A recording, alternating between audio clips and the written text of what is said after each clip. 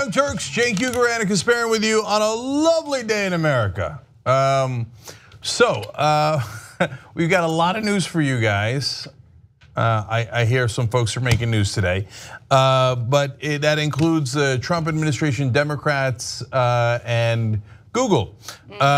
So we will address outside news today, which is what we do on a normal day. So number one, some Democrats are looking to ride to the rescue for Trump on helping him cut taxes. We will discuss that a little bit later in the show. Fire and fury on that. Trump on North Korea and the war he's going to get us into is going to come up in just a second for you guys. And then in the second hour, we have amazing stories. The Google manifesto is fascinating. Our opinions on that might surprise you a little bit.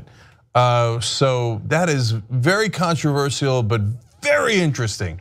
And also a fight between a fitness expert and a body full-size model. Full-size model that also has a ton of implications, and I'm not sure who's right there either. Ooh, drums! Lots of drums on the show. My God, this show is filled with drums. Yes, it is. Okay, speaking of which, World War III. We start with that. Yeah, let's start with that drums because that impacts every single one of us. All right. Following the United Nations announcement that the UN Security Council would roll out a new set of sanctions against North Korea and its missiles program, of course, Kim Jong-un had some strong words against the United States and those who have pushed for the sanctions. So Korean Central News Agency, which is the state-owned news agency in North Korea, released a statement in regard to the sanctions and said the following: packs of wolves are coming in attack to strangle a nation. They should be mindful that the DPRK's strategic steps accompanied by physical action will be taken mercilessly with the mobilization of all its national strength. To summarize, we're gonna go after the people who have pushed for the sanctions. We want retaliation. Now, this isn't any different from what North Korea typically does. They have released a number of statements that have been threatening and violent against the United States. However, what is different about this story is the way leadership in the United States has responded to it, and we'll get to that in just a second. Yeah, just one quick note. It is slightly different, slightly, in that North Korea is in that statement threatening quote unquote physical action. Now the things about the wolves are coming and wolf-pack.com get money out of politics, normal, probably not what they're referring to there. And they're always gonna be merciless against us. That kind of over the top statements are very normal for North Korean leadership. We like to think that our leadership is a little bit more stable, but oh well. But the reference to physical action is a little bit more aggressive. But I would hope that we would be measured in our response so we don't accidentally trigger a cataclysmic war, but that leads us to Donald Trump. Exactly. So Donald Trump was asked about the statement released by North Korea, and his reaction to it was not measured. Take a look for yourselves. Thank you. Any comment on the reports about North Korea's nuclear capabilities? North Korea best not make any more threats to the United States. They will be met with fire and fury like the world has never seen. He has been very threatening beyond a normal statement. And as I said, they will be met with fire, fury, and frankly, power, the likes of which this world has never seen before. Thank you. Thank you. That's, what are you doing, man? Jesus Christ. So if you had a smart guy in power, even a guy that I massively disagree with, like Dick Cheney, okay? And he was making threats. Well, I'd be concerned because he's carried out his threats before, but you know that he put some thought into it and that he has a strategy. And maybe the strategy is to push you into war, maybe it's to get some sort of a bargaining chip. But the guy's got a strategy. With Trump, you don't know. So you don't know if he's just being a clown and being like, ha, we'll show you. Or is he actually threatening nuclear war? Because fire and fury like the world has never seen before. Well, we've seen nuclear bombs. That's right. And our nuclear bombs today are much more forceful and more powerful. So if you're taking him literally, and I know the White House always says, remember the president's an idiot and you should never take him literally. But if you're taking him literally, that means using our new modern nukes against North Korea. And that's insane. So that could push us into a war, again, that I've been warning about from day one. I said the #1 threat with Trump in office is the conflict in North Korea. His incompetence could accidentally trigger a war that could cost hundreds of thousands of lives, possibly millions of lives. Right, we're talking about innocent civilians who are unfortunately under a dictatorial, crazy government. And we're referring to North Korea there, but not the US, but almost. That's a good point. But yes, so I mean, obviously one of the reasons why we haven't engaged in that type of war with North Korea is because of a number of different ramifications. It's not just the fact that all sorts of innocent civilians will die as a result of military action, nuclear action against the country, but then there's the issue of South Korea, there's the issue of Japan. How is it going to impact those countries as well? I mean, this is obviously a very complicated issue that requires foreign policy strategy that someone like Donald Trump doesn't seem to be educated on. And so for those who listen to his statements and think, oh yeah, it sounds great on the surface level. Yeah, I guess tough talk sounds great. But we're talking about, what I would argue is an irrational actor with Kim Jong-un. We're talking about, them developing missiles that could certainly already kill innocent individuals. I just think Donald Trump is not measured. He refuses intelligence briefings. He's not even an intellectually curious person who would want to learn about all the nuances of this issue. And he just speaks off the cuff. And maybe that's okay during a presidential campaign, but it's not okay when we're talking about nuclear war and we're talking about, people's lives at risk.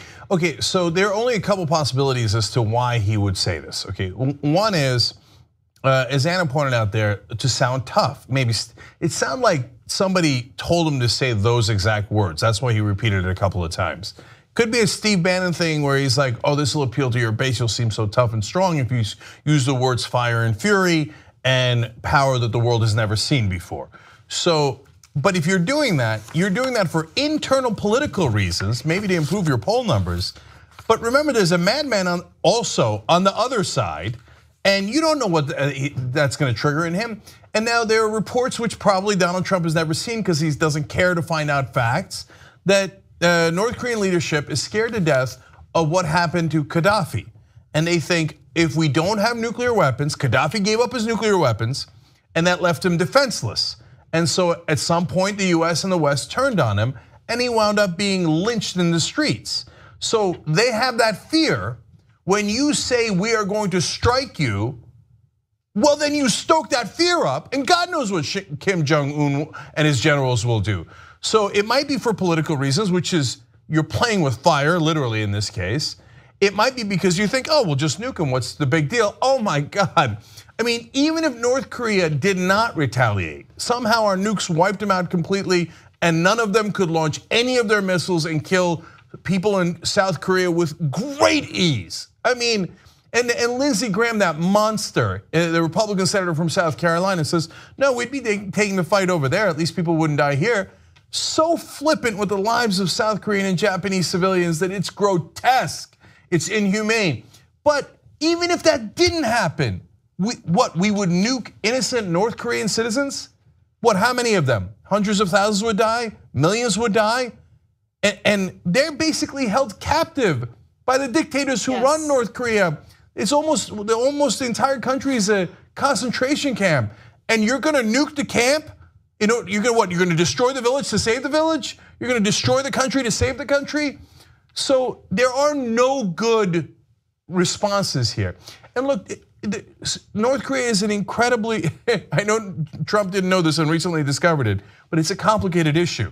And yes, you have to apply pressure to China and Russia. Yes, the recent sanctions, I think, are a good idea. And boy, that's a tough call. Because yes, they also have a destabilizing effect, and I understand that, and it also punishes the civilians. But you can tell from the reaction of the government that they are deeply concerned about those sanctions. And so at least that is a lever we can use, to actually get them to comply without going to war. So let the sanctions do their work, put more pressure on China, put more pressure on Russia, because that has a chance of working. But if you go in there talking about weapons the world has never seen before and fire and fury, you're going to start a war. And to all of you, look, who voted against Hillary Clinton during the general election because you were afraid that she was going to lead us to war, what happened now, okay? So look, I was for Bernie Sanders. I didn't want any of the warmongers. I didn't want any of the establishment guys, whether they're deep state or whatever the hell you want to call them. But you thought, no, Trump won't start a war? What kind of a, sorry, but you were dead wrong. I'm worried that might be literal now. One thing that I'm actually concerned about is time and time again, not just in the United States, but other countries as well. When you have a leader who is unpopular, one of the tactics that they use to garner up support is engaging in war, fear-mongering and then engaging in war and then claiming that they are protecting national security. And I'm very concerned that Donald Trump sees his approval ratings and he is going to use something like this conflict with North Korea as a way of garnering support. It's worrisome to say the least. And again, I mean, Netanyahu has done it. Our presidents have done it. Look at Bush. I mean, that's what happened with Bush after 9/11, and people voted him into office for his second term. I don't think there's much like thought process behind it, because this was a press conference or a photo op about the opioid fight, and he sat back. That's why I included that first part. He sat back and reporters shouted out questions. All she asked him was, "What do you think about the latest about the North Korea's nuclear arsenal and what they said they can do?" So it had nothing to do with what he was sitting down there for. This wasn't a plan. It wasn't a political scheme to be like, let's use fire and fury and overwhelming power today. They may have said that in meetings before, so definitely the words were said to him to hype him up, because as we're gonna talk about, he has to get hyped up every day. And he's like, oh, I'll answer that question because I just heard how I'm so hyped up now, I'm a badass. And he answered it off the cuff because that's just what he thinks the limit of the world is. The descriptions you went through, Cenk, without where it can go and what it could be and this effect and that push and that pull, none of that ever crossed his mind. He's just going, we're in the United States of America, we have overwhelming force and power and fire and fury. That's all I have to say, and they're gonna respect me. That's all he thinks. And that's exactly what I'm worried about. It is a combination of incompetence and hubris. Now to go back to the election for a second, kind of like Hillary Clinton's campaign. Incompetence matched only by their hubris. And here's Trump thinking, man, I keep getting bankrupted, I keep getting bailed out. And then I ran a disastrous campaign and I got bailed out by someone who was even worse than me. So I'm untouchable, I'm a genius, this has all worked out for me. So what am I gonna do? What do we have the nukes for? He said that in the past. He said, what do we have the nukes for if we're not gonna use them? He doesn't think through the consequences of anything, and he thinks we're America, they're North Korea. We're going to win. What does win mean? I mean, look at what happened in Iraq. We won by deposing Saddam Hussein and then invited a gigantic, colossal nightmare that then killed so many of our troops, so many Iraqi civilians, destabilized the Middle East, created ISIS, and Iraq does not have as many weapons as North Korea does. And they were not as entrenched and they were not as near civilian populations like Seoul, South Korea, Tokyo, Japan, etc. This guy, we got to get him out of office immediately. Immediately. Look, for this resistance and all that stuff, it's a lot of patty cakes, okay? Lots of just playing around. No, we got to act right now. This guy's a danger to the whole world. He's gonna get all of these people killed. If you were worried about World War III, you were worried about the deep state, you should be doubly worried about Trump. You gotta get him out right now. It's time to end this nonsense with like, oh, but we'll help him on tax reform, but we'll kind of fight him on health. No, get him out, get him out, get him out. Because this guy's gonna start a war. And God help people in that region. I don't think North Korea can reach us, although we don't know for sure. And they might not be able to reach us with nukes, but they might be able to reach us with missiles, conventional missiles. God help us all if Trump, this idiot, this arrogant, stupid, incompetent, spoiled child starts that war, because it's gonna be fire and fury for all of us. Throw him out of office right the fuck now, okay? I don't know how you're gonna do it, but Mueller, hurry up, we don't have time. Hurry the fuck up. I already know he did a deal with the Russians. It's so fucking obvious. Get in there, I know you should be deliberate, you should take longer, I know. These are not normal times. You gotta get this fucking man-child out of office before he just gets millions of people killed. I'm not kidding, that's where we are today. All right, there's another component to the North Korea story that I wanna just quickly cover, so let's get to that. Last week, Attorney General Jeff Sessions indicated that the White House will be extremely harsh to anyone who is caught leaking information to the media, and he even threatened that reporters who publish that leaked information could be subpoenaed as a result of their reporting. Well, it was interesting to find today that Donald Trump tweeted a story, a scoop, that was written up by Fox News's Lucas Tomlinson. It was a scoop that was actually leaked to him from a member of the intelligence community. And the headline of the story was, US spy satellites detect North Korea moving anti-ship cruise missiles to patrol boat. So of course this has to do with the conflict with North Korea. And this was information, classified information, that was not supposed to be leaked to a Fox News reporter. Now, nonetheless, this story was on the front page of Fox News, and Nikki Haley, who is the US ambassador to the United Nations, was on Fox and Friends. She was asked about this report, and take a look at what her reaction was. Ambassador, on the front page of FoxNews.com right now, there is a story that apparently the intel community has picked up. Anti-ship cruise missiles were being loaded onto a patrol boat or patrol boats in North Korea. What can you tell us about that? I can't. I can't talk about anything that's classified, and if that's in the newspaper, that's a shame. But I'll you have no reason to believe that's not accurate, though.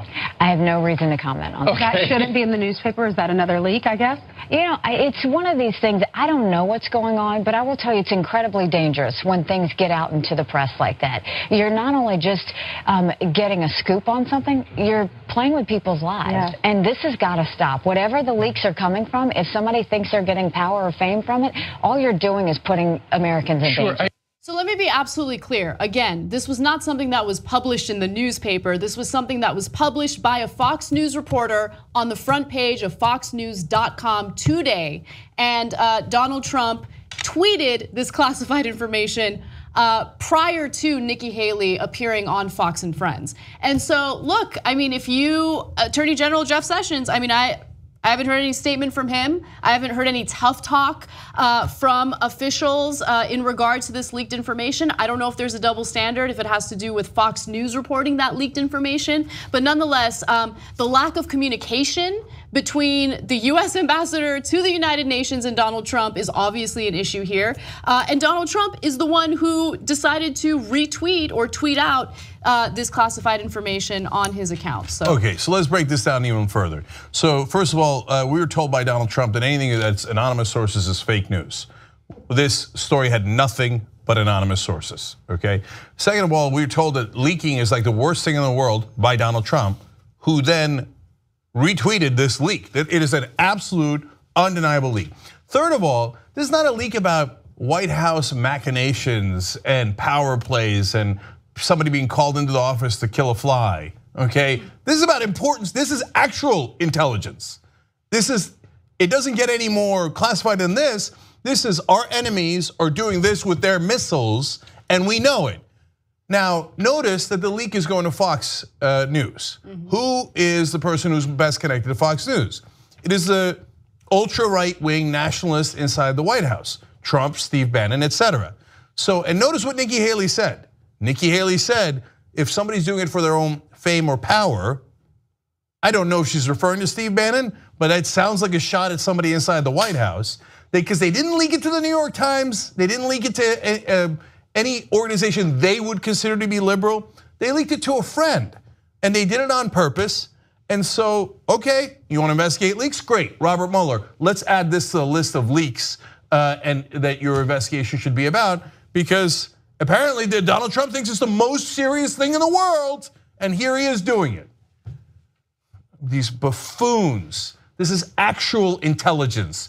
Don't leak things that actually could get us into war right now. This is not, hey, our government did something wrong in hindsight, and in a democracy, we should know about that. This is not the Pentagon Papers. It's not even WikiLeaks. It's not the Chelsea Manning Apache helicopter video where our government was lying to us. This is about active intelligence in a military conflict that could lead to war. It doesn't get any worse than this leak. And it's super obvious that the White House is doing it. The president retweeted it. He's putting out that propaganda. He's helping that leak get spread further. So I assume criminal investigations are unfolding as we speak. And if you're a right winger, and for months now you've been saying the leak should be prosecuted, I know that you're chanting right now, lock him up, lock him up. Find out who these leakers are, and we don't have to find out who promoted the leak, because it's Trump. He's actively promoting. And by the way, when asked about this, one of his advisors on TV said, well, I mean, the president can just unilaterally declassify things. Wait, so did he or didn't he? Did he declassify this classified information that's incredibly important, or did he not declassify it? Which one is it? So is he the leaker? Oh, oops, you're caught on that one. So in case if he did it, this is how he leaked it, right? What are you, O.J. Simpson? So he does the leak, and now they say, well, afterwards we can kind of declassify if we wanted to on Twitter. Does that sound like a good idea to you? So they are wildly hypocritical, but what I care more about is somebody's got to get the president under control on North Korea. I don't know how you can do it, and it might be time for, this is terrible times. This is not how a democracy is supposed to work. But what if he gives the order to the generals to push the button? He said today, fire and fury like the world has never seen. That's what he's going to do to North Korea. And I remember the establishment telling me, oh no, Cenk, you're back then, even as when they hated Trump, I get it, right? But they were like, no, you guys are all being hysterical. The generals won't listen to illegal orders. You sure about that? I'm not at all sure about that. And besides which, I don't want the generals not listening to the commander in chief. That's not how our democracy works. That's why we got to get him out. He's a threat to the whole world's safety. All right, let's take a break so we can all process what just happened, this information that we were just presented. And when we come back, we'll focus a little bit on domestic policy, particularly tax reform, and how some centrist Democrats might be in cahoots with Republicans.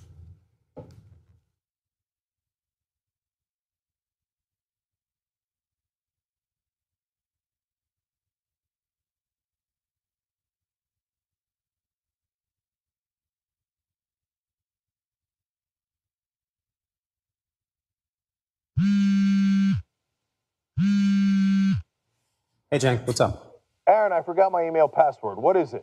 PASSWORD. Welcome back to TYT Sports. Jason and Francis here. This is where everybody has to listen.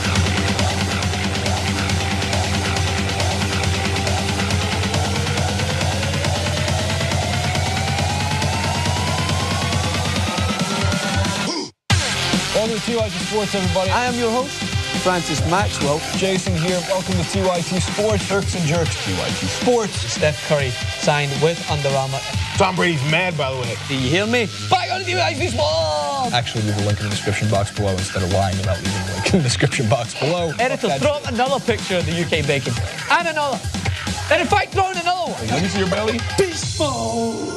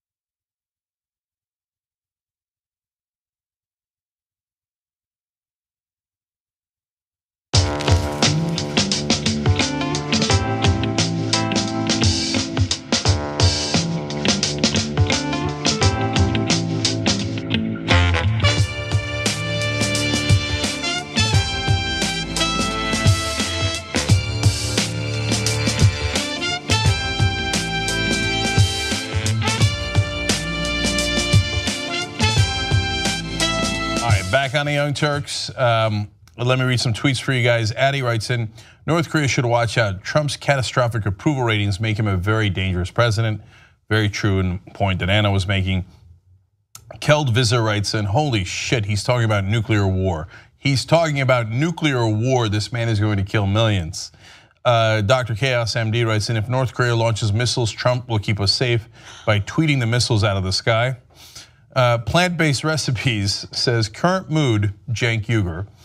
Now, the funny thing is there that I'm actually ecstatic mood today. Like in my personal life, I'm thrilled. But I read that story, man, I was saying it during the break.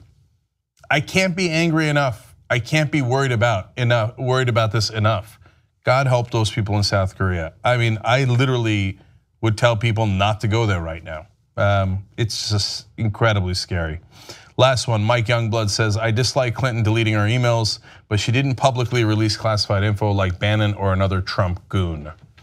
Yeah, if she did that stuff, like we know that she endangered the information by transferring it to her private server. So endangering it is bad. Purposely leaking it is way worse.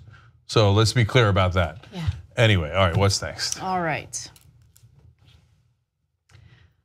Lawmakers are planning on focusing specifically on tax overhaul or tax reform, and Republicans in Congress realize that in order to be successful, they probably have to appeal to some Democrats. So there is a strategy in place, and if you are angry at establishment Democrats, this story will probably infuriate you even more.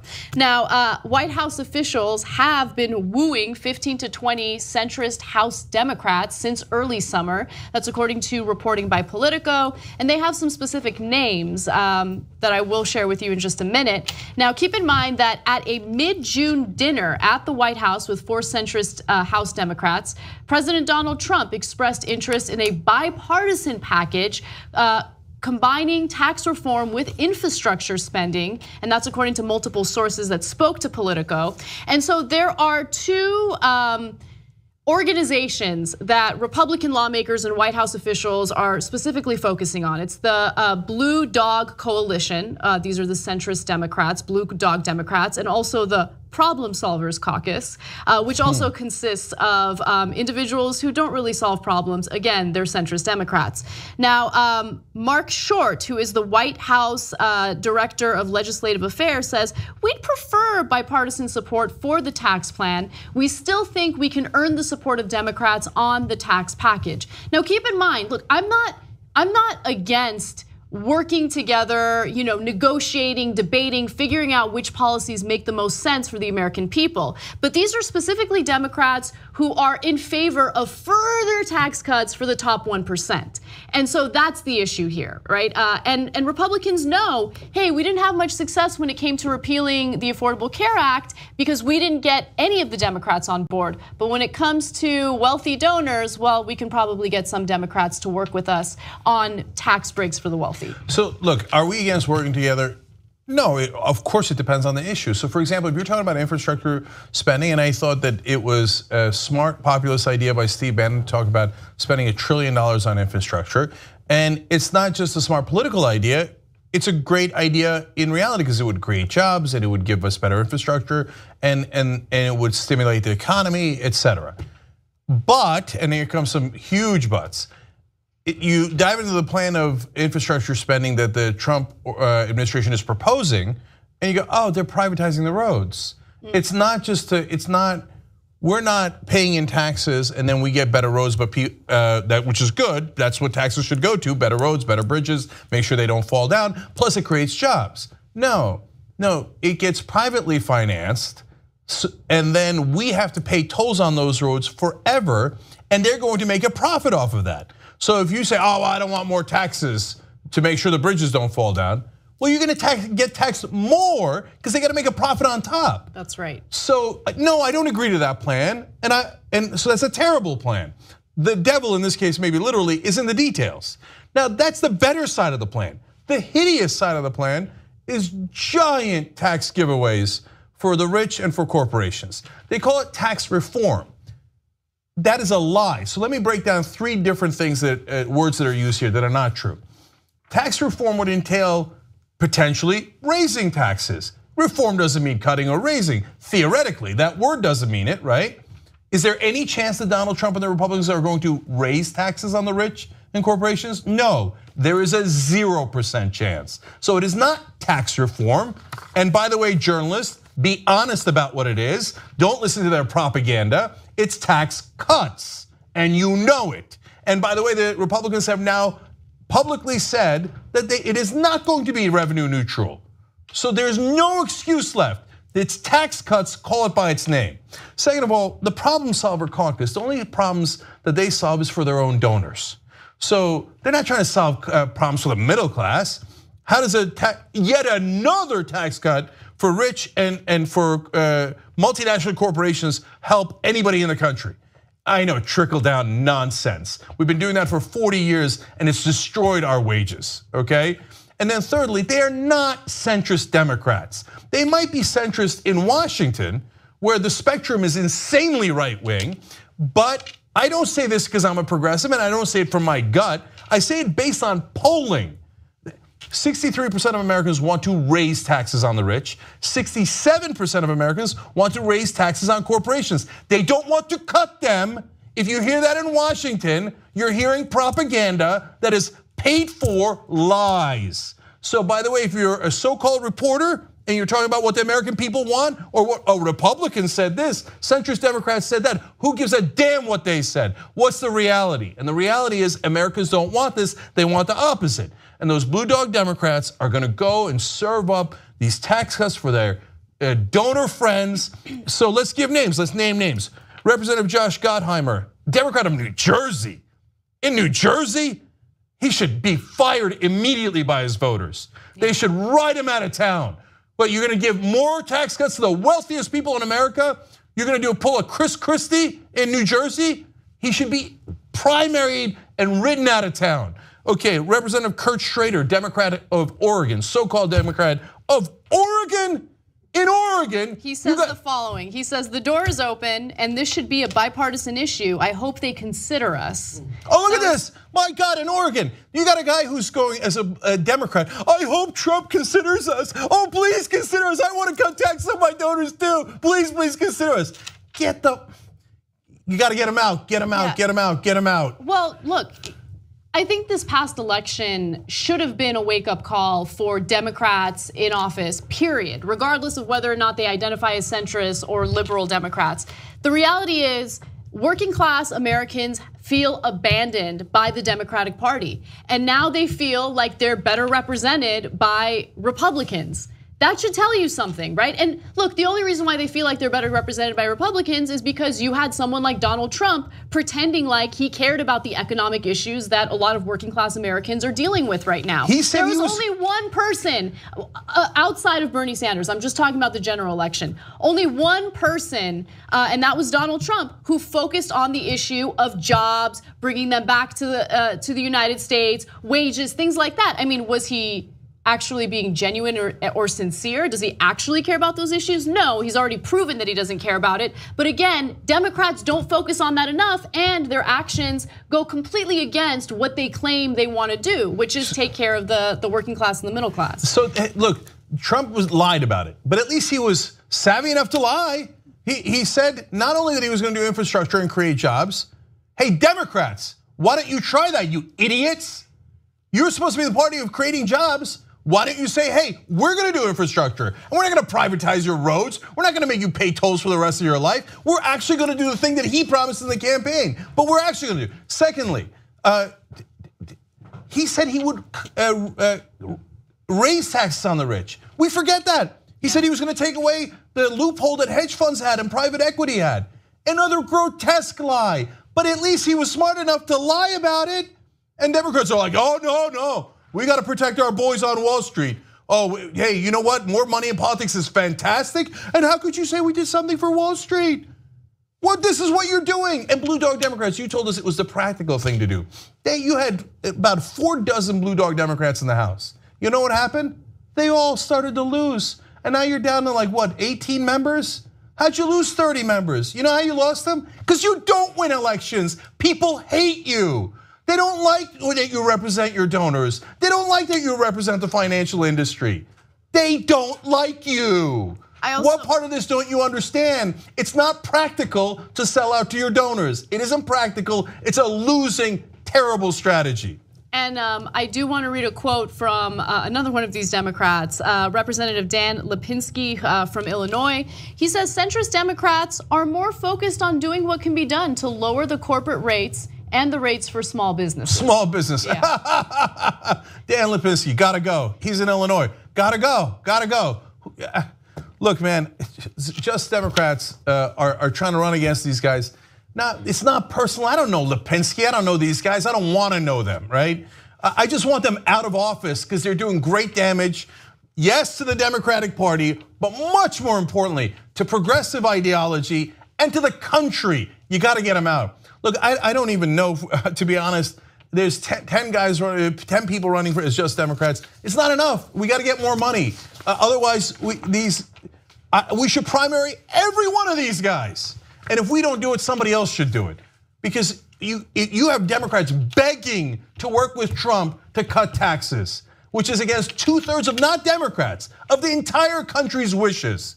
So whether it's justicedemocrats.com/win, by God help there. But any organization, our revolution, anything to get these guys out, because it is not practical. All it does is lead to disastrous results. And this is what got Trump elected in the first place. Yep. All right, there's another portion of this that I want to get to. It involves Joe Manchin. Lots of fun, so let's get to that. Republican lawmakers and White House officials are reaching across the aisle to so-called centrist Democrats in order to get their cooperation in cutting taxes for the top 1%.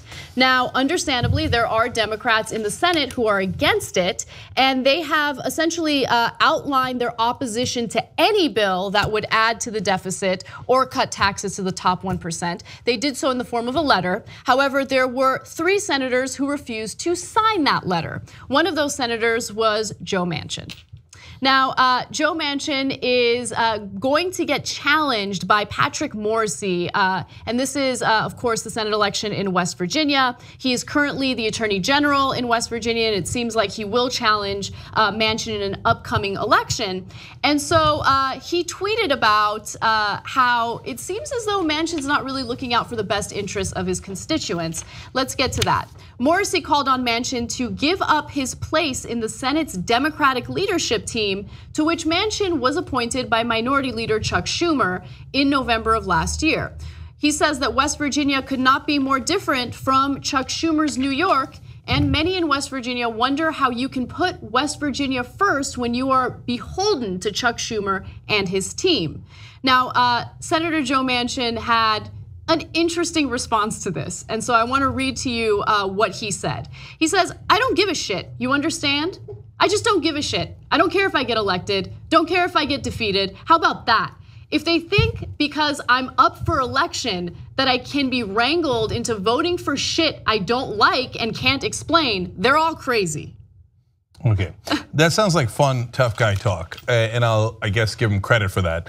He gives a shit. Yeah, but it's of course not remotely true. If you really didn't care, then you wouldn't be a senator. I like the reference to "Cash Me Outside." How about that? Okay, now let's get to the criticism. So first of all, understand what Joe Manchin is saying by not signing that letter. He's saying, I don't care if it's revenue neutral. All that time when I said I was a centrist Democrat because I cared about balanced budgets and fiscal responsibility, just kidding. I just wanted tax cuts for the rich. That's all I wanted. I don't care if it's tax neutral. I don't care if it creates a giant extra $1 trillion deficit on top, or maybe even $7 trillion according to Trump's proposals. Don't care, all I want. Well, that part you're right about, don't give a shit. I want tax cuts for the rich and giant corporations. That's what I want, that's what I'm gonna do. Okay, at least we hear you loud and clear, Joe Manchin. Now, in this case, Patrick Morrisey is the Republican. He thinks he's gonna run against Joe Manchin, but I got bad news for him, he's not. He's gonna run against Paula Jean Swearengin, who's gonna beat Joe Manchin in a Democratic primary. You're tied to the lesser of 2 evils. You got a Republican who says give tax cuts to giant corporations, and then you got a Democrat, Joe Manchin, who says give giant tax cuts to the corporations. Then vote in primaries. There's a primary opponent in the Democratic race against Manchin. Her name is Paula Jean Swearengin. By the way, she did an AMA on Reddit the other day. One of the top AMAs there was. I think it was even bigger than Bernie Sanders, okay? By the way, PaulaJean2018.com, if you want to go check it out. And she's a Justice Democrat candidate. You know why? Because this is exactly what we're talking about. We don't want Democrats who, A, will help Republicans with their top priorities. Then they tell us, no, but you want those Democrats. No, I don't. I don't want that Democrat in office. I don't want giant tax cuts for the rich. So don't speak for me, because I don't want that. And number two, they say, no, but you have to be practical. A corporatist has a better chance of winning in West Virginia. What a preposterous point. No, a populist has a much better chance of winning in West Virginia, whether they come from the right or the left. Thank God in this case, Paula Jean's coming from the left and is a populist that actually cares about the population. So she is not going to say yes to corporate tax cuts. 67% of Americans are for increasing taxes on the rich, not decreasing them. Look into it, okay? So, and if you hear anybody on TV telling you that Americans want taxes cut for the rich and for corporations, they are liars or grotesquely ignorant and should be fired from their jobs. If you don't know the facts, then go get another job. So whether it's justicedemocrats.com/win, PaulaJean2018.com, or any other way that you oppose blue dog Democrats, corporate Democrats, and you ask why. Is it personal? It's not personal. Joe Manchin came on here, we had a lovely conversation. We went back and forth. It's not personal. I don't know the guy at all. I've never met the guy, I never had a beer with him. But if you're gonna say, I'm going to serve multinational corporations and my donors, you gotta go. You gotta go. PaulaJean2018.com. Am I clear enough? And if you don't like Paula Jean, I hear you, brother. Okay, you don't have to support my candidate, our candidate, whatever, right? Go find a candidate to run against them. But I can't, West Virginia is not for multinational corporations. That is a giant myth put out by mainstream media and corporate Democrats and the Republican Party. Don't believe the hype. All right, let's take another break. When we come back, the Department of Justice seems to support Ohio purging its voter rolls. If you thought I was angry about the other two stories, wait till you get a load of me on that. You know who does fucking voting fraud? Goddamn Republicans do, on a mass scale. All right, we'll talk about it when we come back.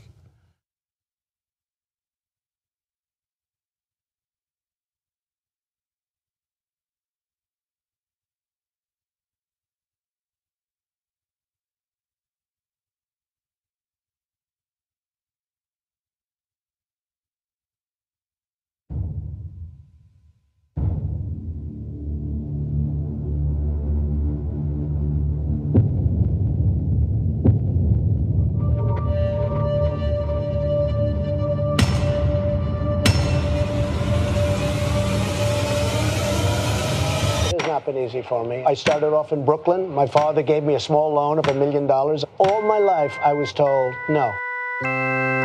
He said I had small hands. They're not small, are they? I never heard that one before. I just shot a clip. It's time sensitive and it needs to be edited right now. Did anybody call for an editor?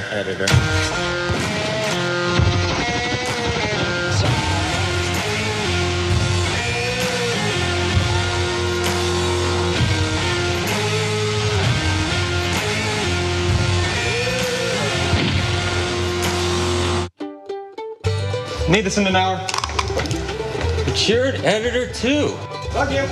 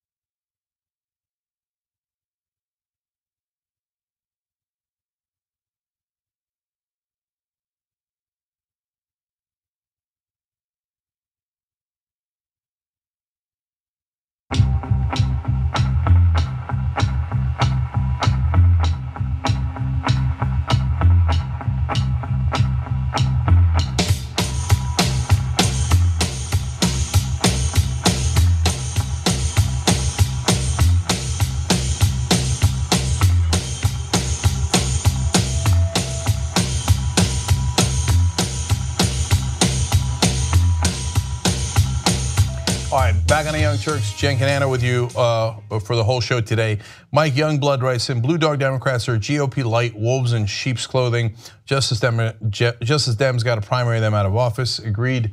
JusticeDemocrats.com/win. Make that happen. Eric Rooney says, corporate donors, people who walk into fancy restaurants and steal tables of the middle class family who saved all month to eat out. Look, I do want to make a distinction here, guys. Like, let's not fall into the trap of the right wing and classify everybody as in a certain category as bad guys, right? So if they are politicians, they're donors to politicians, and they're manipulating the tax code to redistribute wealth, then that analogy is exactly right. And he said corporate donors. So Eric, I'm not disagreeing with you. I think that's exactly right. You shouldn't. It's not that that all the rich folks that come in and eat nice steak restaurants we don't care. That's not our problem. As long as, like I've said this a million times on the show, there's no need to be angry at your local dentist or Oprah, or even at Bill Gates, and some of you disagree with that, but I think so. I think they're trying to do the right thing with their charity. Maybe they're not doing it 100% right, but they're giving away a great majority of their money, okay? So that I'm in favor of. But if you start giving money into politics and to try to basically legally bribe those guys, no, we're not gonna accept that. So Ray for Madness says, Dems hate progressives more than they hate the GOP. That's definitely true. Believe me, brother. Believe me. Yeah, they attack us in ways they never touch the Republicans. They don't like us. Yeah, when it's progressives, they will go dirty immediately. Oh, you sexist, racist. Wait, you said we were the most liberal people in America. We were unrealistically liberal. But now all of a sudden we're racist and sexist? How are the most liberal people racist and sexist? Bullshit, okay? But they're willing to go absolutely, when they go low, we go high, only if they're Republicans, okay? If it's actual progressives, they go lower than low. Anyway, and he says that's a pretty good reason for progressives to withhold their vote. No, Rafer, you don't withhold your vote. You go and primary them, okay? You do more voting, not less voting. So anyway, I appreciate your thought, but the way to do it is primaries, activism and primaries, so that when you get to a general election, you don't have the lesser of two evils. Okay, update for you guys. All right, unfortunate update on the North Korea story. This is somewhat breaking news. North Korea has just indicated that it is seriously considering a strike on Guam, which is a US Pacific territory. And this is in response to Donald Trump's statements indicating that he would use nuclear power against North Korea. Now, Trump said it'll be fire and fury, the likes of which the world has never seen. Right. Now, we have seen nuclear weapons, we use them. So he's apparently saying that we're willing to use nukes again. If he did not intend that, then he's an idiot, because that's clearly what it sounds like to anyone listening, and apparently that's what it sounded like to the North Koreans. Now, you have to remember something. Yes, we have a man-child in office who doesn't know what he's doing, but so do they. Kim Jong-un is the definition of a man-child. He grew up where everybody told him, his dad, and his grandfather were gods and kings and didn't have anuses. I'm not kidding. That's a literal propaganda tool from North Korea. Their leaders don't have anuses. So he thinks he's the almighty. He thinks, oh yeah, fire and fury, I'll hit Guam and there won't be any consequences. Remember, he's only 33 years old. And he grew up incredibly spoiled. Oh, I get Dennis Rodman, I get caviar, I get the kind of liquor that I like, I get the women that I like. Everybody else is in concentration camps. So we've got two maniacs in a pissing contest here. So now Kim Jong-un matches with, oh yeah, I'll hit Guam. Hey, moron of morons. What do you think happens if you hit Guam? That's a US territory. That's an attack against us. You think that Trump won't launch missiles? And then we're all screwed. If they hit Guam, we're all, look, guys, even if you don't care about North Korean lives, and it's possible, like I said, hundreds of thousands of innocent North Korean might die. You should care about our allies, South Korea and Japan, let alone they might be able to reach us with conventional weaponry, let alone our troops in South Korea, right. Let alone our citizens in Guam, okay? But also, if you're a monster and you don't care about any of that because your name is Lindsey Graham or Donald Trump, and you say, well, we fight him over there, who cares, right? How about the world economy? What do you think happens to the world economy if Seoul, South Korea is in flames? What do you think happens to the world economy if Tokyo, Japan is attacked, even with conventional missiles, and thousands, tens of thousands, hundreds of thousands die? What do you think happens? I'll tell you what happens: a giant global economic collapse. So this is stupidity with no bounds, with two guys who are both incompetent and filled with hubris, spoiled children that don't know what they're doing. There's not much we can do about Kim Jong-un. There is something we can do about our guy. Look, it is now an absolute international emergency. We have to find a way to get Donald Trump out of office. Now, there are no good, easy, convenient ways. Luckily, I think he did a deal with the Russians. I think Robert Mueller is a good investigator and is a good special counsel. But he's got to hurry because now we're on the clock. So if Kim Jong-un is stupid enough, and he certainly might be, to hit Guam, the chain of events has begun and there's no way you could bring it back. All right. You think Trump is going to withhold attacking if he hits Guam? There's no way he would do that. Because he would say, oh, well, then it's going to make me look weak. I can't have it. I have to improve my poll numbers. I can't look weak, right? And he has no fucking idea that people are going to die in those countries. Oh, he has an idea. I don't think he cares.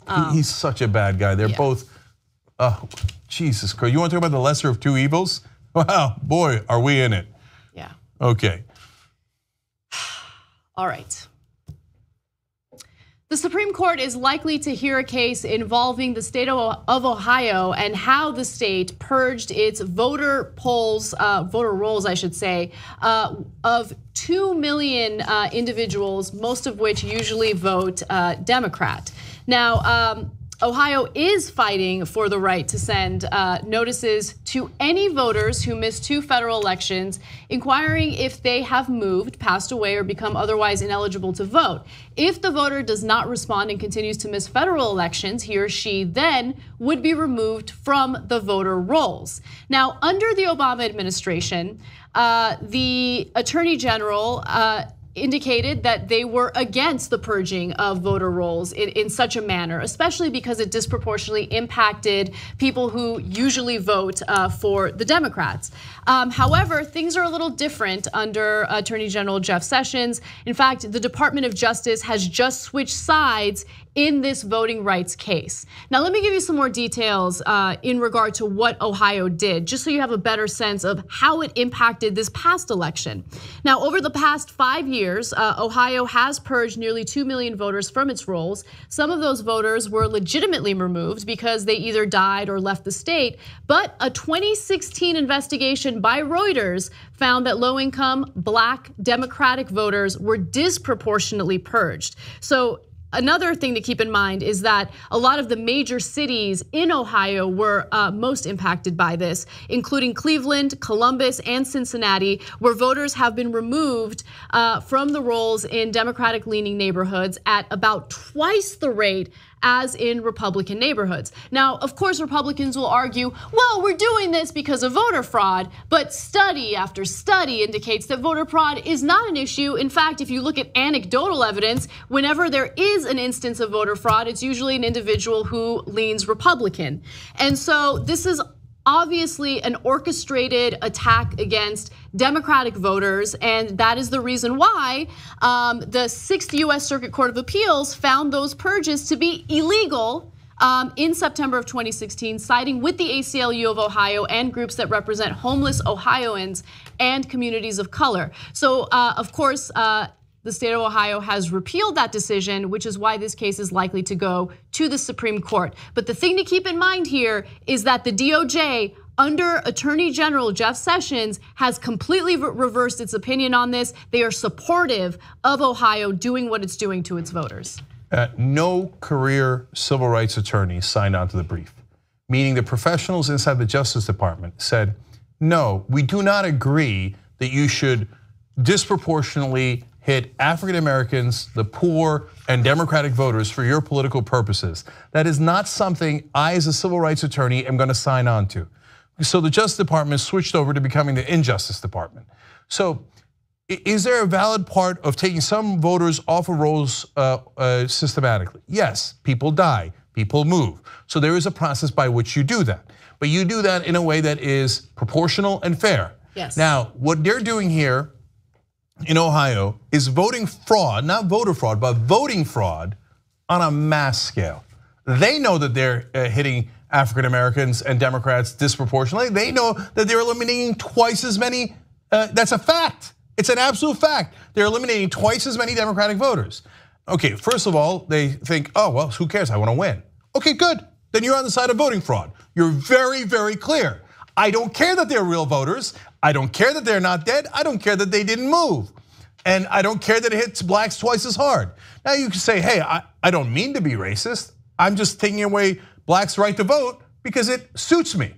Wow, are you not a great person? Well, I didn't know that you were that decent.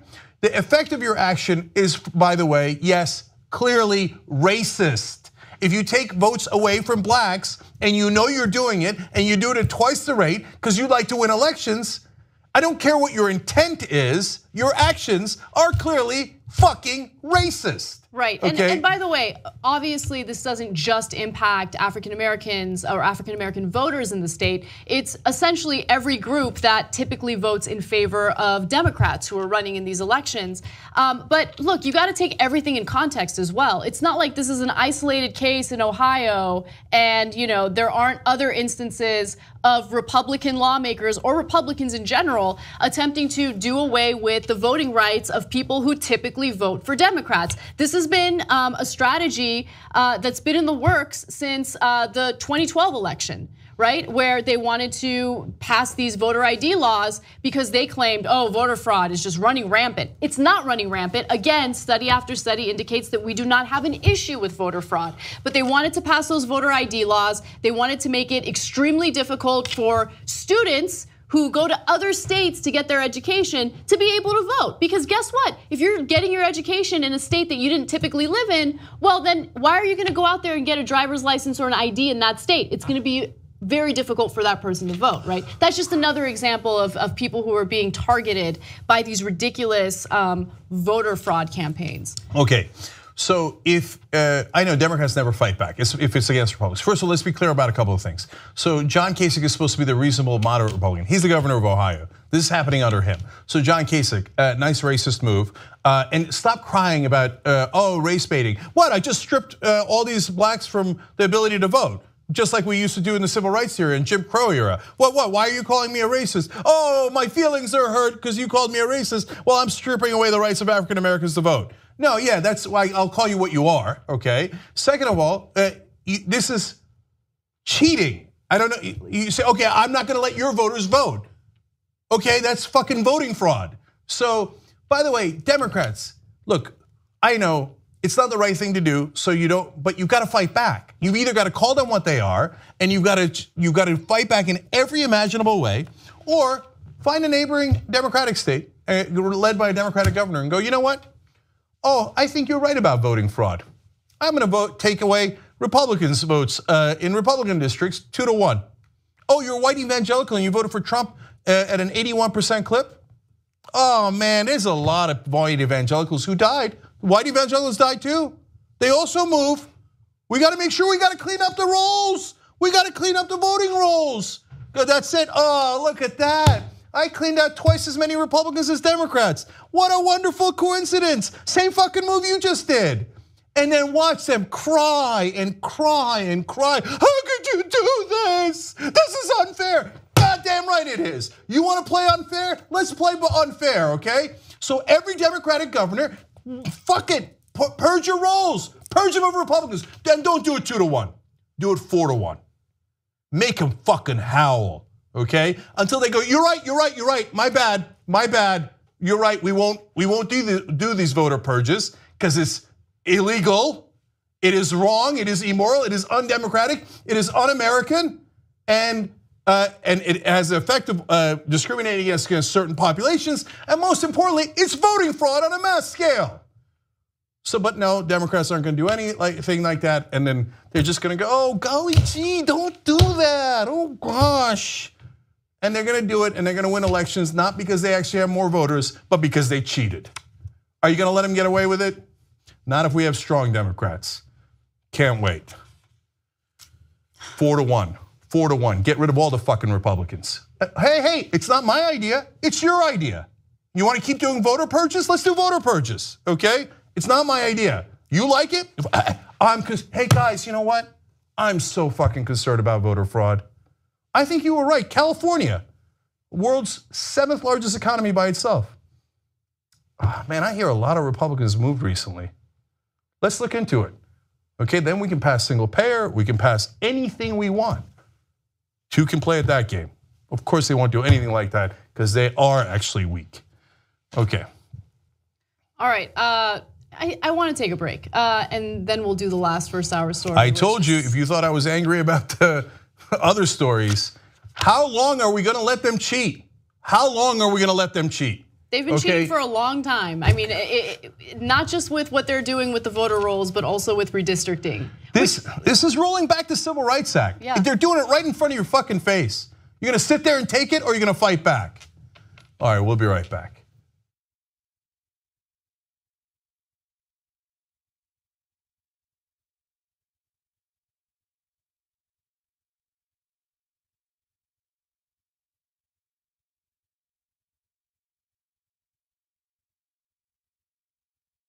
I'm Hassan Piker. Don't forget to follow me on Instagram at Hassan D. Piker and on Twitter at Hassan the Hun. And this has been The Breakdown.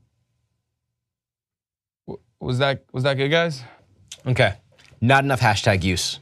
Hashtag abs, hashtag model, hashtag woke bay. Hashtag one black friend. I'm thinking more rings. I got him here. You need more accessories, way more accessories. I don't know where to put it. Come on, throw these on. Woke bay, not sleep bay. More sexy too. When's the last time you posted on Instagram? Too long. Come on, man. No, you need to post at least once an hour. What's the outfit of the day today? Is this what you're going with? No. We need more accessories. We need. This doesn't have anything to do. It doesn't. For your gay audience, man. Yeah, the gays love you, man.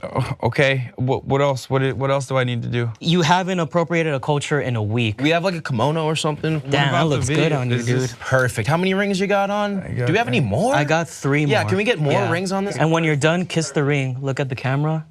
Kiss the ring. Maybe like a little wink. Islam's role in terrorism and all the Huffington Post articles weren't doing well. I wasn't. How many likes did our last outfit of the day picture have? Only like 100,000. So I think that's where your focus needs to be. I hear you on all the blah, blah, blah social issue. We need to focus on followers. Kids in Yemen. We don't care if you sleep at night. Dab, dab. Okay, I'll dab. There you go. More. Talk about yourself more. I'm Hassan Piker. Don't forget to follow me on Instagram. Yeah, be more into it. Instagram is important for me. Americans losing access to healthcare coverage. I hear you. Attack Tommy more. I've done it so many. She shoots out of her living room now. It's like punching down now. We're okay with that.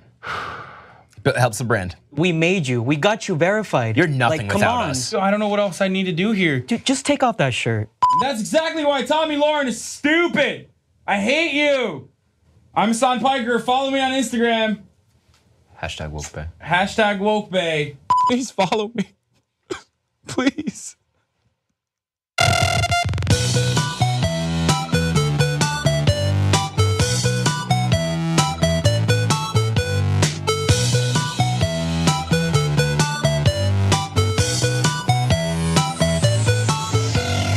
Great news, TYT is partnering with Participant Media to help solve the climate crisis, but we need your guys' help.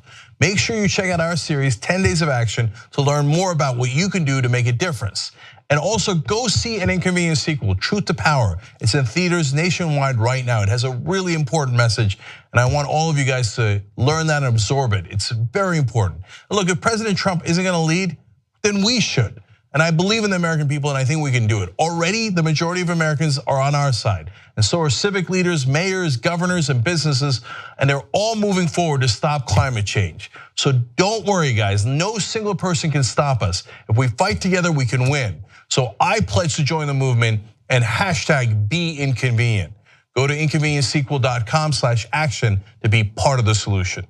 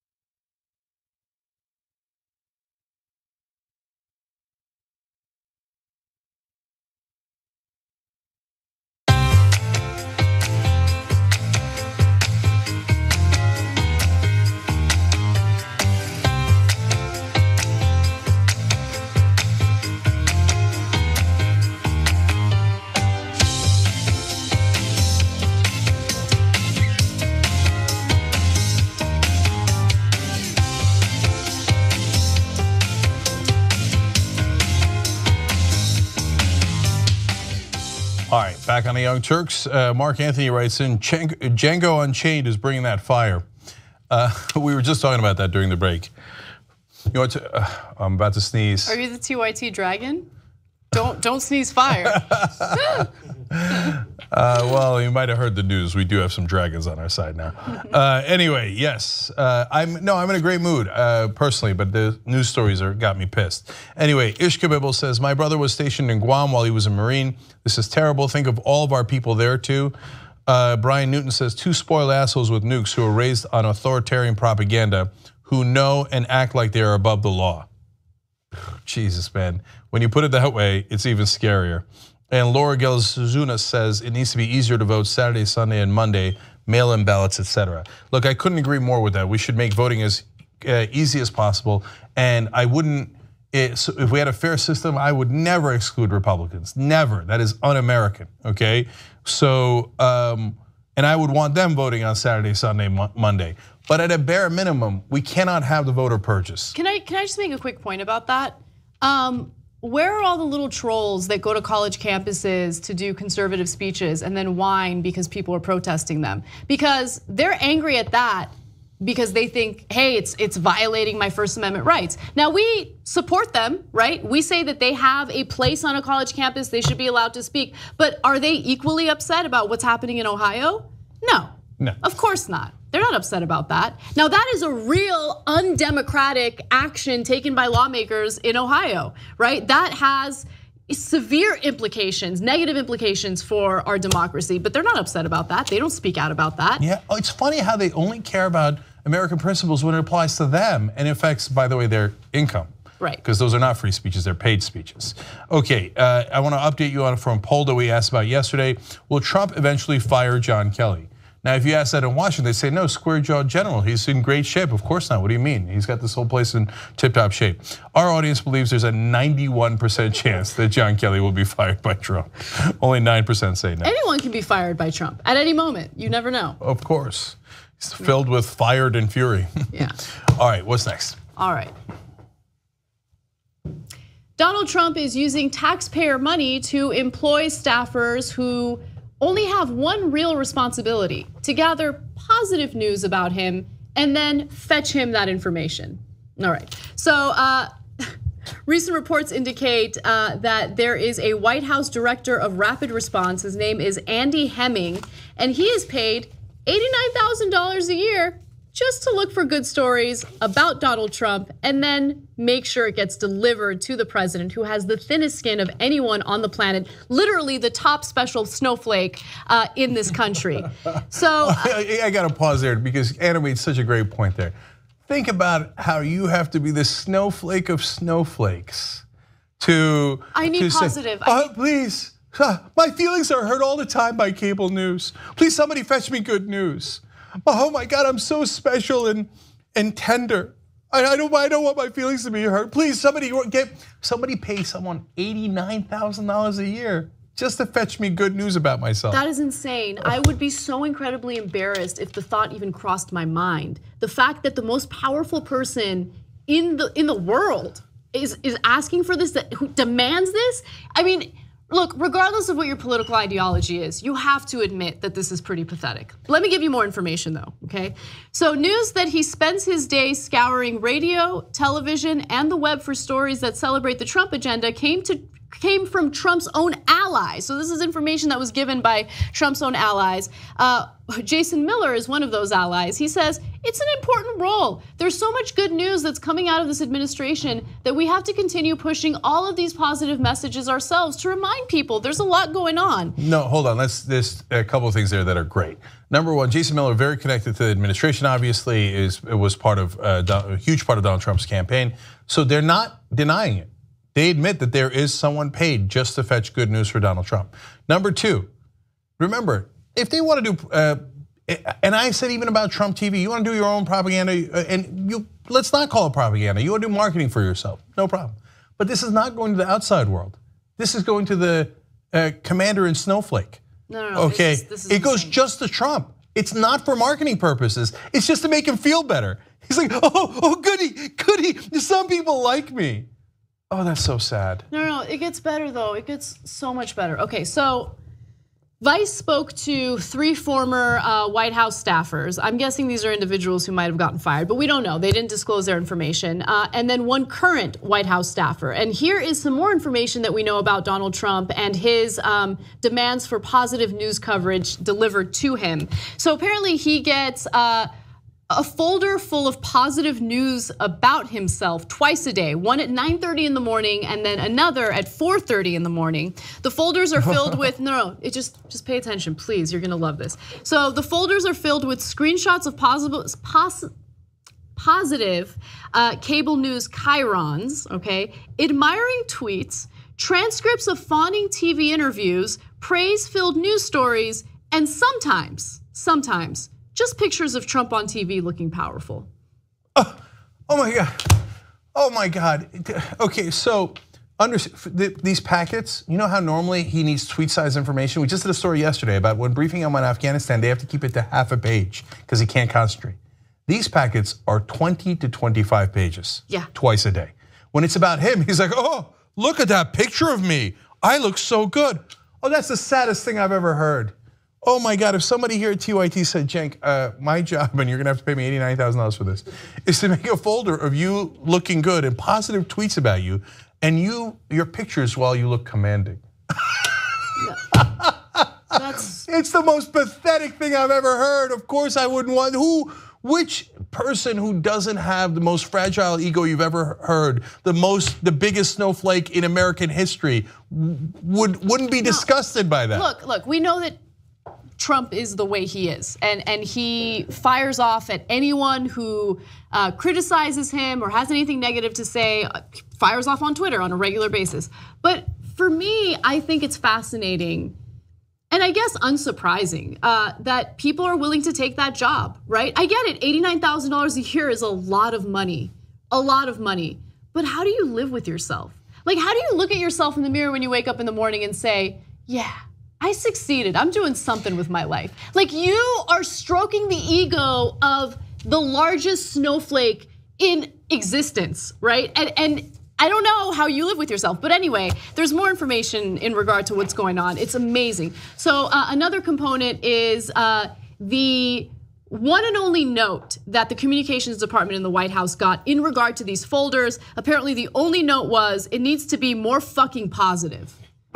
Okay, there's every layer of the story is fantastic. Sarah Huckabee Sanders, talking about the guy that prepares the folder, says Andy does an incredible job of finding those hidden gems. In other words, there's almost no positive news. He's got to find hidden gems because there isn't any positive news to report, and they know it. That's the White House press secretary.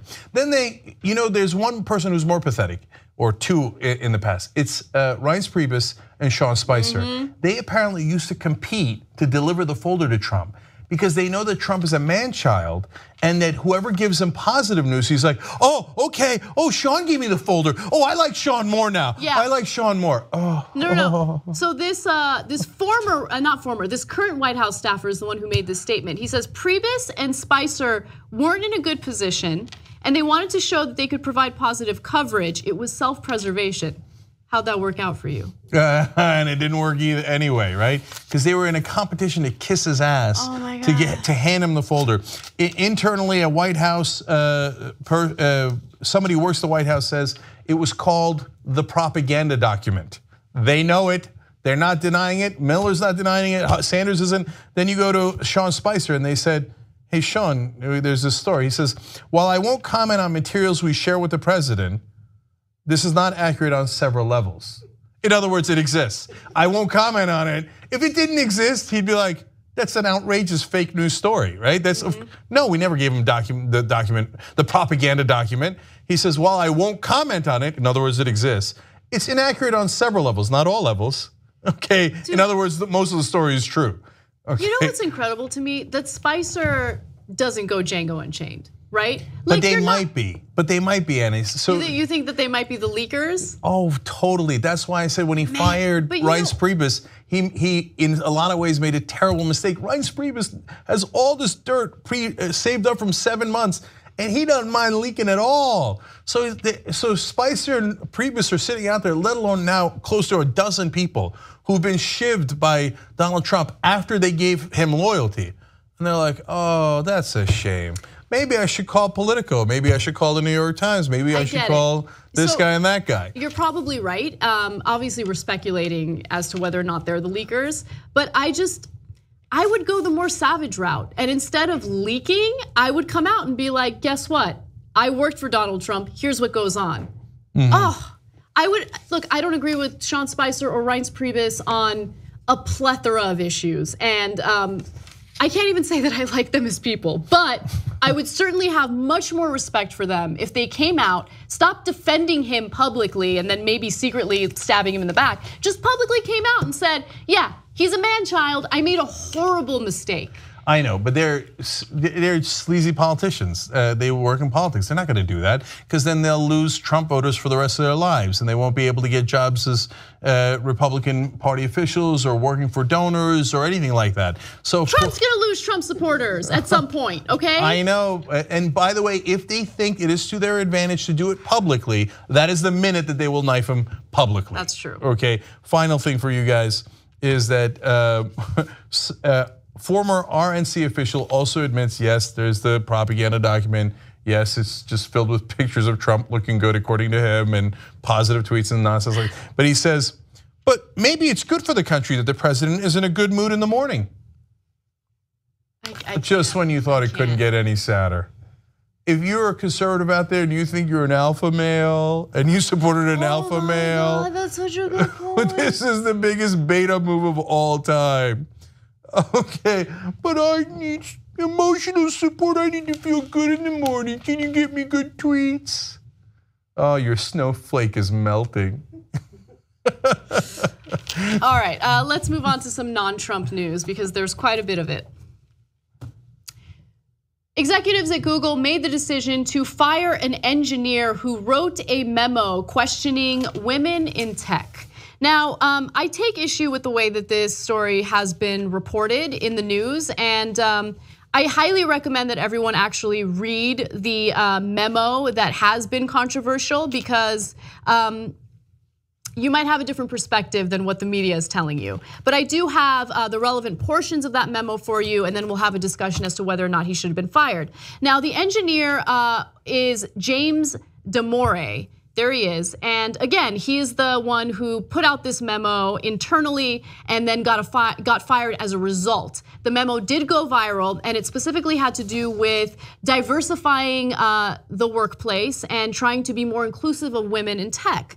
Now, the memo called Google's ideological echo chamber, relied on certain gender stereotypes, like the notion that women are less interested in high-stress jobs because they are more anxious or suffer from more anxiety, to rationalize the gender gap in the tech industry. So, look, that is, I'm gonna keep it real. There is research indicating that women on average suffer from anxiety more than men do, and it's because of hormonal differences. I consider myself someone who's in favor of equality. I consider myself someone who believes in diversity in the workplace, but I don't believe that that is necessarily a stereotype because there is scientific evidence to back that up. However, we'll have a debate about this in just a second. Let me give you more information about what he wrote. So he wrote that openness directed toward feelings and aesthetics rather than ideas. Women generally also have a stronger interest in people rather than things relative to men. So he lists the differences between men and women. And he does say throughout the memo, look, these are generalizations. So it's not to say that every woman is like this, but generally speaking, here are the differences between men and women. And it's playing a role in the gender gap in the tech industry. So later on in his memo, he describes what could be done to kind of mitigate the differences so you can be more inclusive of women. But again, he says that women are more interested in the aesthetics and being people pleasers. That I think is a stereotype, but we'll continue. He says that women are different from men in that they believe in extroversion expressed as gregariousness rather than assertiveness, also higher agreeableness. Look, so we're actually going to the worst parts there because I think all that is a crock of crap, okay? I think that's the worst part of his memo. I agree with you that the memo is more interesting than people are letting on. Yeah, because here's the thing. Look, the media I don't want the media telling me what I should think about it. I wanted to read the original memo, and I read it with an open mind, and I wanted to see where he was coming from. The way the media is reporting it, it makes it seem like it's just this memo insulting women and treating them as if they're genetically inferior or biologically inferior to men. In reality, what he's doing, look, there are generalizations in there that I disagree with. However, what he's trying to do is show that there are differences between men and women. And if we want to be more inclusive of women in the workplace, well then here are certain things that we could consider. So it wasn't this memo where he's like, women suck, man. I don't want women in the tech industry. And that's the way the media is reporting it. And it's just, I think it's unfair. Well, so I'm more mixed on it than you are. So let me first talk about the positives. So look, he talks about left-wing bias, but he also talks about right-wing bias. And he's not an unsophisticated thinker, right? So it's not a knucklehead online being like, oh man, men have it so bad. You know, just non-intellectual arguments that are stereotypes, etc. Right? And sometimes he cites stats like men, by the way, suffer 93% of the work-related deaths. So they are picking jobs that are in some ways certainly different than women. Well, that's an interesting point, and that's a stat. And you could interpret it in different ways, but you don't fire someone for citing a stat. And he says things like feminism has made great progress in freeing women from the female gender role, but men are still very much tied to the male gender role. If we as a society allow men to be more feminine, then the gender gap will shrink. So that's a really interesting point. Right. Here's another interesting point near the end in one of his footnotes. Men are expected to be strong, to not complain and deal with problems on their own. Men's problems are more often seen as personal failings rather than victimhood due to our gendered idea of agency. This discourages men from bringing attention to their issues. Perfectly fine point, okay? Yeah. So it's an interesting memo in those regards. But I think that when he gets into the so-called biological differences between men and women, that's where I think he totally goes off the rails. So now, it's one thing to cite the stat about work-related deaths. That's a perfectly fine stat and makes sense. And it's an interesting conversation to have around that stat. Well, and are men choosing certain jobs, women choosing certain jobs? And Anna and I have discussed a million times on the show that 77 cents on the dollar that women make per men is not about the same job. Exactly. There's a ton of factors in there, and you have to look at it holistically. But when he starts getting into women likes things and guys like ideas, no, that's not backed up by overwhelming research. You can't generalize like that based on weak sauce. There's one study I kind of think said that. That is not a conclusion you can reach. Let me jump in, because the thing is, you're right, he makes good points in there that I think should have led to a discussion within the company as opposed to Google freaking out and then immediately firing him because they got a little bit of criticism, right? However, I do agree with you that there were generalizations there that are not backed up by evidence. There were points made about the differences between men and women that are backed up by evidence, the anxiety point being one of them. But look, here's one thing that I completely disagree with, right? So his argument is, well, men are just more assertive than women, which is why they're more likely to get paid more, they're more likely to get hired for these positions. And look, that is not a biological difference between men and women. That is a social conditioning issue, because when a woman is assertive, when a woman is strong, when a woman is aggressive, the way society treats her is very different from the way society treats a man who's just as aggressive or just as assertive. And so we need to understand, that is an issue as well. And by the way, I'm not denying at all that there is an issue with sexism in the tech industry. I actually experienced it firsthand when I moderated a panel at a conference called Collision in New Orleans.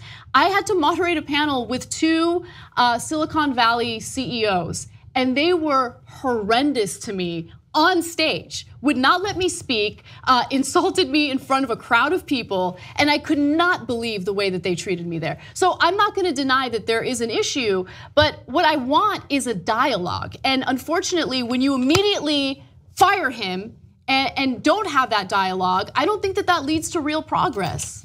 So look, don't get me wrong. He is not a moderate. He's definitely on the conservative end of the spectrum. He calls himself a classic liberal, which means he's really conservative.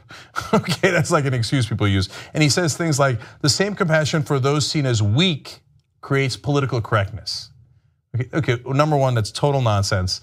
And number two, he's in essence there saying women are perceived to be weak and need to be protected. Hence, we do all these diversity programs for them, et cetera. And all it is political correctness. Now, or it could be that they have been historically disadvantaged. Now, that is context, and it should be something discussed and debated as to how to address that. So, for example, why did we do civil rights and affirmative action in the first place?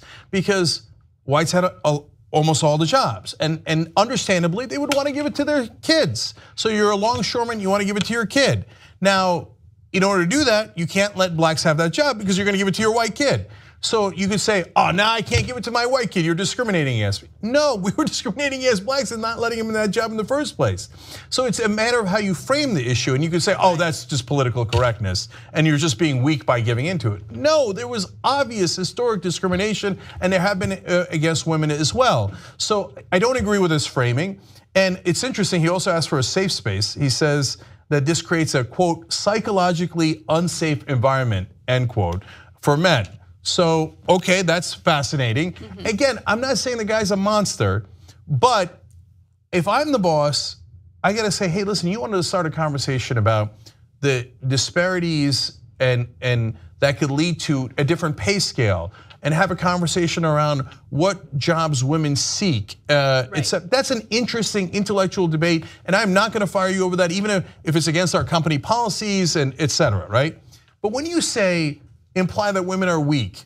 And Anna, there's a tiny bit of research on the anxiety thing. It is not conclusive, so I don't agree with you that. And the way he framed it is even worse. He says neuroticism in describing women, higher anxiety, lower stress tolerance. So now what have you done? You've now, if we say that's an okay thing to say, now at a meeting when a woman says something, and we haven't taken any action on this. Right. Then, okay, are people wondering, oh, is it because she's neurotic? Is it because she's weak? I get that. Is it, or is she just being agreeable, right? I know, but here's the thing. I think that unfortunately, the way that companies react to these types of memos or these types of comments, it ends up being counterproductive. Because I agree with you, there were things written there that I disagree with, but I'm much more interested in having a conversation about it than kicking them out of that conversation and then pretending like that type of ideology doesn't exist, right? Because it exists. And there are people working at Google right now who completely agreed with that memo, right? And so if they think that this problem is now gone because they fired him, they're absolutely wrong. And by the way, look, I looked into the anxiety thing because I don't want to accept it. I'm a woman. I don't want to accept that I'm going to suffer.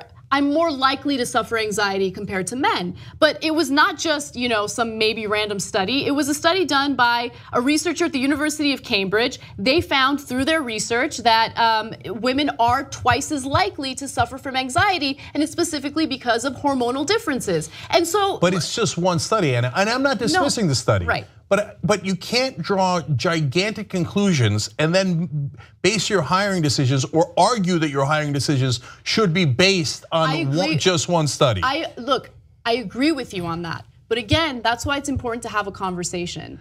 I know, but look, so it's a little different. Now, I argued that Rush Limbaugh shouldn't be fired when he said outrageous things. You remember Don Imus back in the day when the nappy-headed comment, right? I remember. I argued he shouldn't be fired. I argued that exactly, bring him in, let's have a conversation. Let's have a conversation on air. Whether it's the right or the left, Al Sharpton, I've disagreed with him plenty. I don't think he should have been fired, okay?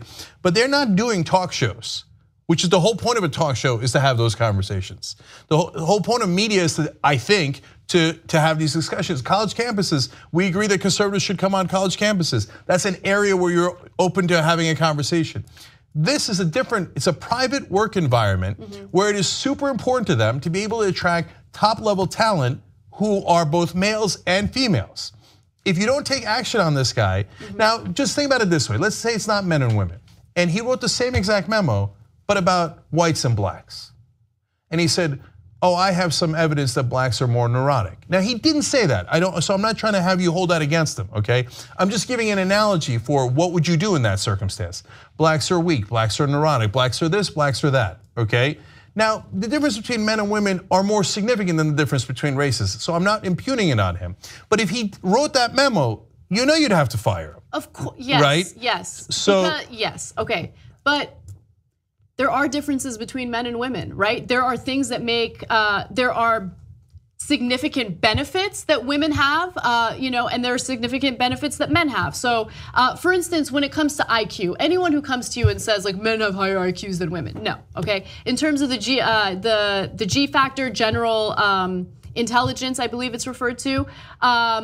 We're the same, okay? But there are differences. So when it comes to spatial reasoning, multiple studies have indicated that men are better with spatial reasoning, but there are other things that women are actually stronger than men on. And so look, I think that we actually do a disservice when we pretend like, no, men and women are completely the same, we're completely the same. No, there are differences. We all have our strengths and weaknesses. And so if we're to have a genuine, sincere conversation about how to improve the workplace so there is equality, we need to keep those differences in mind. That's not to say that women are less than or men are less than, but again, we have strengths and weaknesses that we should celebrate and we should talk about. And unfortunately, we don't talk about it, and I think it is a disservice, and that's the reason why companies like Google haven't solved their equality issue. No, I look, so it's different situations. That conversation should be had here, it should be had on conservative talk shows, it should be had on on TV and college campuses, et cetera, okay? But Google is a private company and they have an enormous number of women working there who now feel like they're going to be judged at every meeting if this is considered within the acceptable ideas. Not because of politics, but because this guy is saying women are biologically not right for these jobs. And if you say, yeah, that's acceptable, that's totally fine. Now, what have you told those women? And even if you think that that is an okay idea, well, those women don't feel what you've done to 40% of your workforce or whatever it is, right? Yes. And let alone, by the way, if you're running a company, how about your clients, your customers? They're 50% women. And so you have to take those things into account. Let me be absolutely clear. I do not agree that women are not fit for these jobs. So for anyone who might think that, I just want to make sure I clarify that, right? But I get your point. There should be some consequence, especially if it is discouraging women in the workplace, if they feel like they're being judged, of course. But immediately going to firing him, I think it just goes too far. Yes, if you want to suspend him, maybe, that makes sense to me. But I don't think what he wrote was meant to like destroy women in the workplace. I just think that it's being painted that way. And unfortunately, because of the way it's been handled, I don't think that an important conversation that should happen internally is gonna happen. That's all I'm saying. Yeah, look, we will certainly agree on this, Anna, which is that in an ideal world, if I'm the CEO, I pull him in it. And I have female executives there as well, and we have a conversation. And we go, hey, let me understand what you were trying to say. Right. And drill down. And what research are you basing this on, right? And can you see how calling women, it appears that you're calling women neurotic in general. Right. And that is something that they could reasonably take offense at. You're asking for a psychological safe space for men, but look at what you just did to all the women who work at Google by painting them in this, what it reasonably appears to be a derogatory light to them. Fine, let's have that conversation. And maybe he's got great answers. And then you go and do that maybe in front of all of Google, right? But if he doesn't have great answers, I think you got to take action. Yeah, okay, that's fair. I agree with that. All right, but it is a fascinating story. And one last thing we'll agree on, which is that it's not getting properly covered, right? It is. Yeah. It's being portrayed more as a black and white issue, rather than the complicated issue that it is. Even if you come out significantly against them, which I do. You see what I'm saying? Yes, yes. Okay. All right. We got to take a break. I know. We got a lot more stories for you guys, including similar sized controversies when we come back.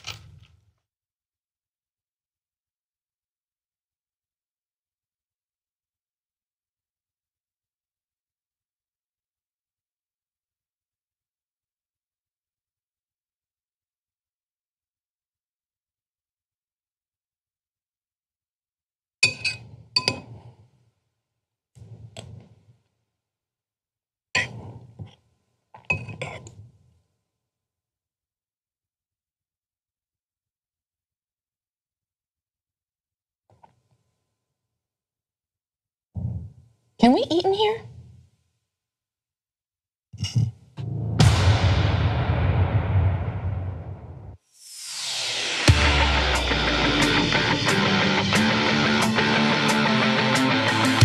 They'd rather lose to Republicans than have a progressive win with them. That's how dumb the corporate Democrats are. It's the Democrats who lull you to sleep, and at the end of the day, they're the ones who push the right-wing agenda. Most of the people are either unemployed, underemployed, or fucked. This is why you lost to Trump, you fucking moron. What the fuck is wrong with you? Whoever wrote that, I'm sure they were typing with one hand and going like this with you. The Democrats are dead. The way you feel right now, that's how a chump feels.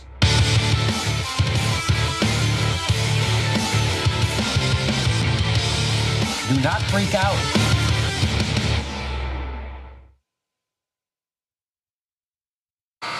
All right, we got a graphic incoming. Putting it up, 3, 2, 1. All right, video next. And next video. And power panel. And dropping it.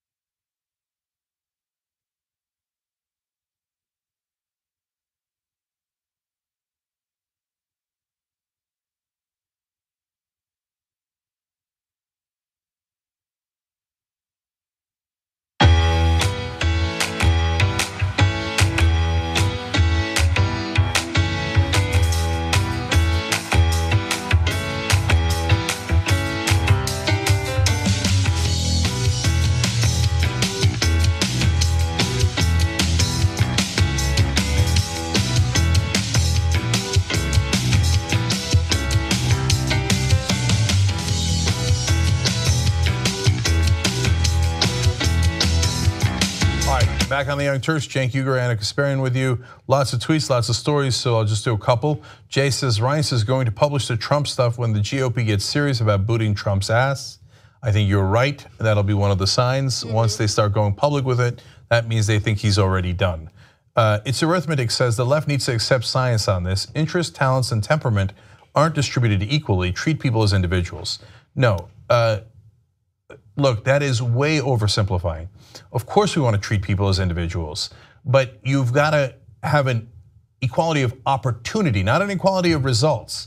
And so a level playing field doesn't mean that you tilt it in favor of blacks in the case of affirmative action or in favor of women. It means that you actually make it level so that they don't face the historic discrimination that they have faced. Right. So look, I just give one last example I gave before, but real quick, you don't need to look out for Turkish citizens of Turkish background, right? You need to look out for Turkish citizens of Kurdish background, okay? Because they are the minorities. They don't have an even playing field.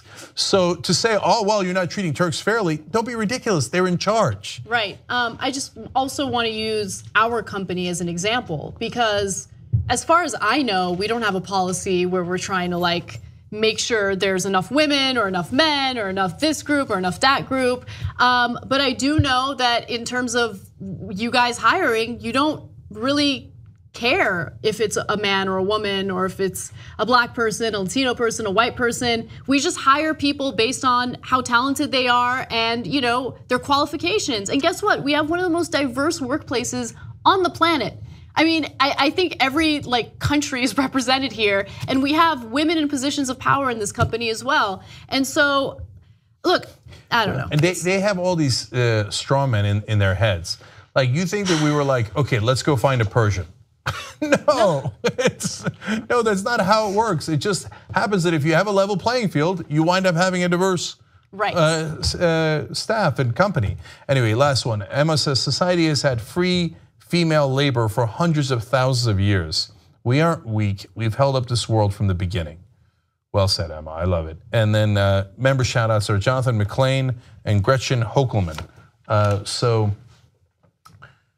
In the post game today, we will talk a little bit more about what's happening to us today, and just a little bit, and the good news and et cetera, and just a tiny bit. Anyway, tytnetwork.com/join, and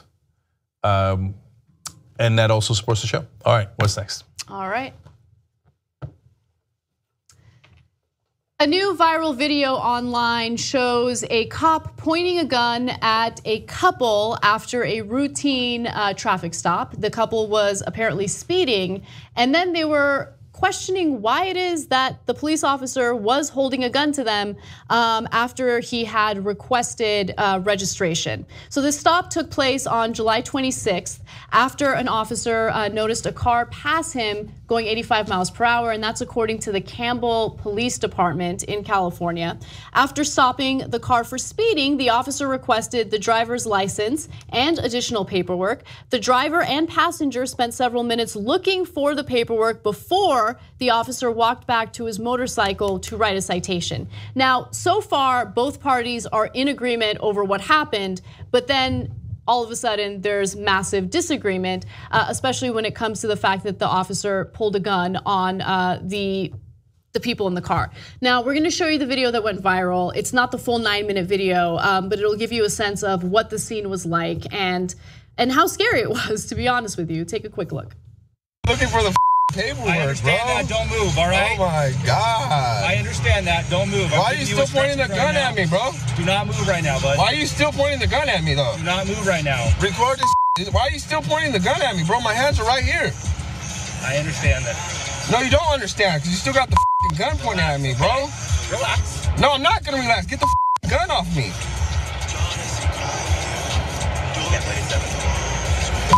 Serious right now. Is that really necessary? It is right now, okay? His hands are both out. Hold tight for me.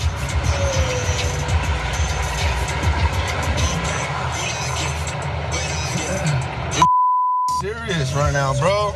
We'll be okay. You're telling me to relax, but you have a gun on. Get your gun off me, bro. My backup to be here, and we'll deal. Back up for what? And you just keep pointing at me, bro. Yeah, my gun's out of my holster and it's pointed at you right now. Why? Why is it? I don't appreciate you sticking your hands under. You asked us for registration, You can see bro. whatever's on my floor. There's nothing on my floor that he reached for. Do you not want the paperwork? Okay, I'm done talking to you at this point. Why? Why? Keep your hands out. Don't reach for anything, okay? I'm not reaching for nothing. Needless for speed. The passenger was reaching for something under the seat. Yeah, registration. You asked for registration. Okay, so 9 minutes he pointed the gun at him. You know what that reminded me of? Immediately I thought of Philando Castile. I know, and luckily in this case, he wasn't black.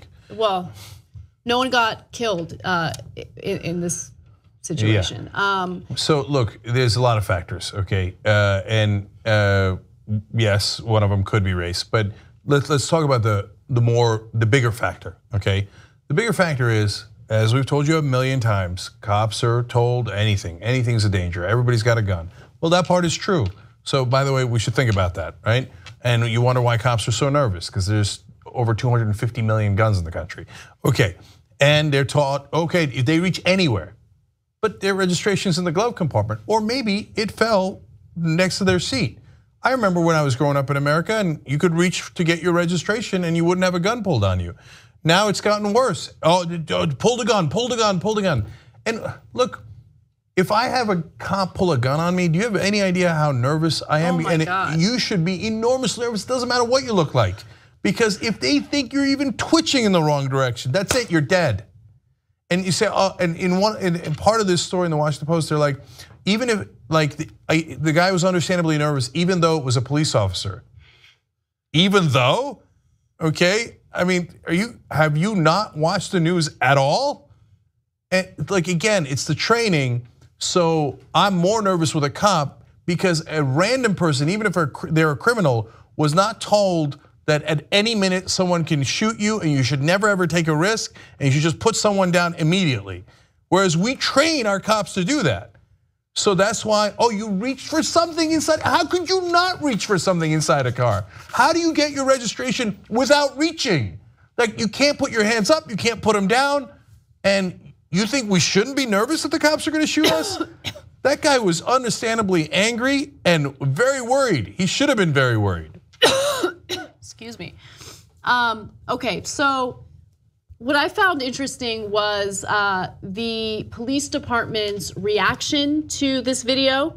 They claimed that the situation ended in an amicable manner.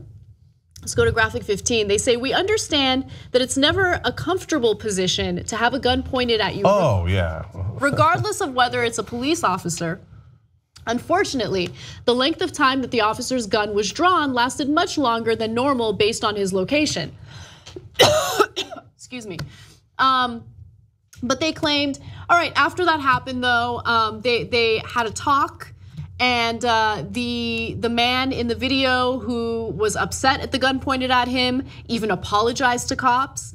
But it seems like that perspective wasn't accurate, because that video was posted online by the man in the video who had the gun pointed at him, and he didn't have nice things to say about the cops, which means that it didn't end amicably. But the reaction to the video is what I think should be concerning as well, because while people defended the man who was understandably upset, there were also individuals who were like, well, he shouldn't have been talking to the cop that way. Look, you guys have to understand, when cops are justified in pulling their weapons and shooting their weapons, it's when an individual is an imminent threat, when their lives are in danger. You can curse at a police officer. Guess what? That's actually protected by our First Amendment, okay? That is a person who's paid by taxpayer money. He is a public official. And so you are allowed to say negative things to cops. They're not allowed to shoot you or pull out their gun as a result of you saying things that are critical of them, or that you might not like. It's the justifications. That's what gets to me. Really, you think it's okay for a cop to pull out a gun or potentially shoot someone because they said something negative to the cop? So it used to be that a cop would pull out a gun and say, "Stop! You're under arrest. Freeze!" All that stuff.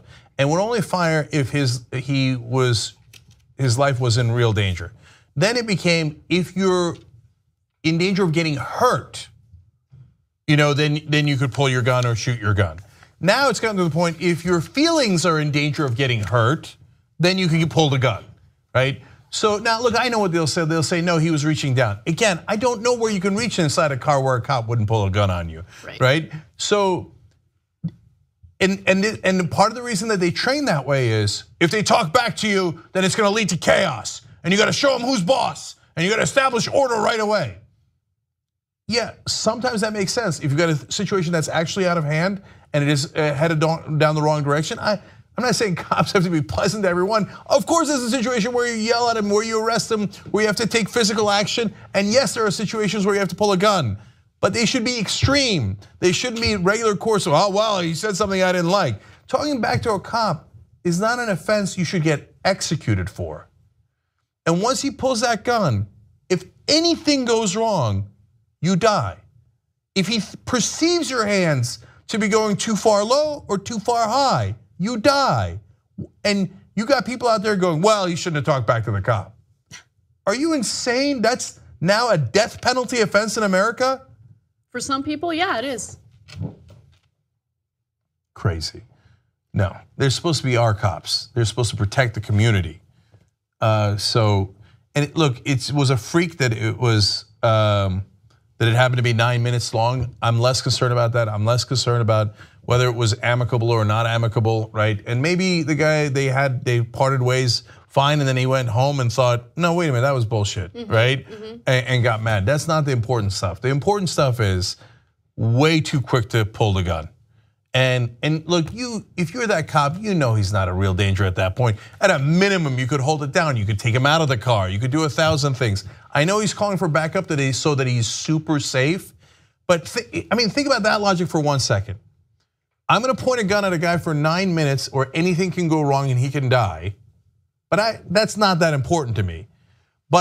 Or I could pull him out and I would have what, a 1% risk? I have the gun, he doesn't have anything, right? But I don't have backup. Since I don't have backup, it's a 1% risk to me. It's like an 80% risk to him. You know what that tells you? And when his commanding officers say it's fine, that says your life is worth so much more than a citizen's life. And that is not the message we want to send out. Okay, look guys, if you're watching online, keep watching, because we have a lot more stories for you guys. This is a crazy day with tons of stories, especially about North Korea. So stay right here, we'll have a short break. If you're listening on Sirius Satellite Radio, we love you guys. We're just trying to give you as much show as possible. The North Korea story came in obviously at the end.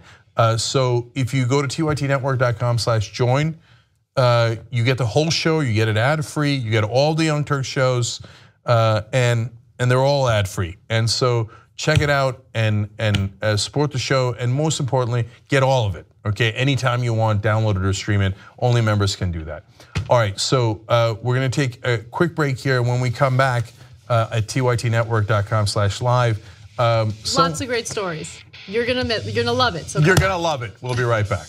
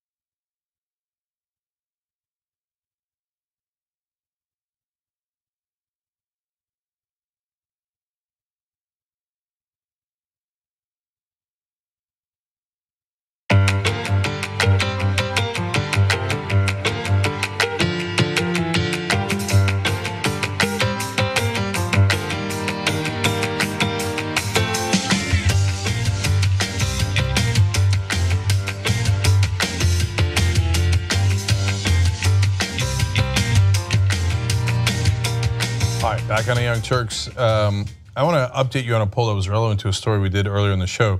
We had asked you guys, in the spirit of bipartisanship, should Democrats work with Republicans on tax reform? Story we did earlier. 88% of you said no. 12% said yes. And that was framed in a way that was, helpful to corporate Democrats and Republicans, and still 88% of you said no. Anyway, you can keep voting on that at tytnetwork.com/taxes. All right, what do you got next, Anna? All right, amazing story out of San Francisco where a homeowners association screwed over homeowners in a pretty wealthy area. All right. Wealthy property owners in San Francisco are fuming after they found out that due to a tax error, 2 individuals were able to purchase some of the land that these homes are built on. So Tina Lamb and Michael Chang snatched up Presidio Terrace, the block-long private oval street lined with 35 mega million-dollar mansions for $90,000 and change in a city-run auction stemming from an unpaid tax bill. They actually outlasted several other bidders. So this is an incredible story. When it comes to these private communities, they have to pay a certain amount of taxes every year. It's not a ton of money. However, if they don't pay it, well, then that land goes up for auction. And so these 2 individuals realized, oh, here's an opportunity to buy this, exclusive and valuable land, and so they took advantage of it. So now this couple is actually looking to cash in, maybe charging the residents of these mansions to park on their own private street. Now, it's not their street, it's a private street that's been purchased by 2 people, right? And just to give you an idea of how wealthy this community is and how elite this community is, past homeowners include Senator Dianne Feinstein, Richard Blum, Nancy Pelosi. You get the picture, some pretty prominent politicians. Now, the couple's purchase appears to be the culmination of a comedy of errors involving a $14 a year property tax bill that the Homeowners Association failed to pay for 3 decades. So the Homeowners Association didn't pay it, and that's an issue. The attorney for the Homeowners Association said the group had failed to pay because its tax bill was being mailed to the Kearny Street address used by an accountant who hadn't worked for the homeowners since the 1980s. But it's not like the Homeowners Association doesn't know that this tax exists. In fact, this is a common tax that private areas within the city have to pay every year. And so, by the way, this sale went through 2 years ago in 2015, and people are now just finding out about it because this couple is likely to find a way to cash in on their investment. Yeah, so the final bill was actually just $994, but when you go to an auction, everybody can bid on it, and it got bid up to $90,000, which is probably a bargain. Now, is there anything wrong with this? No, Treasurer Tax Collector Jose Cisneros says 99% of property owners in San Francisco know what they need to do, and they pay their taxes on time, and they keep their mailing addresses up to date.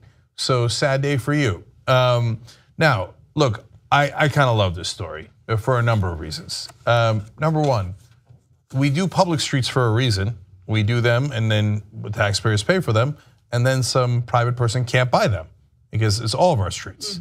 You want to do a private street, well, then somebody can buy it, and you can't really cry about it.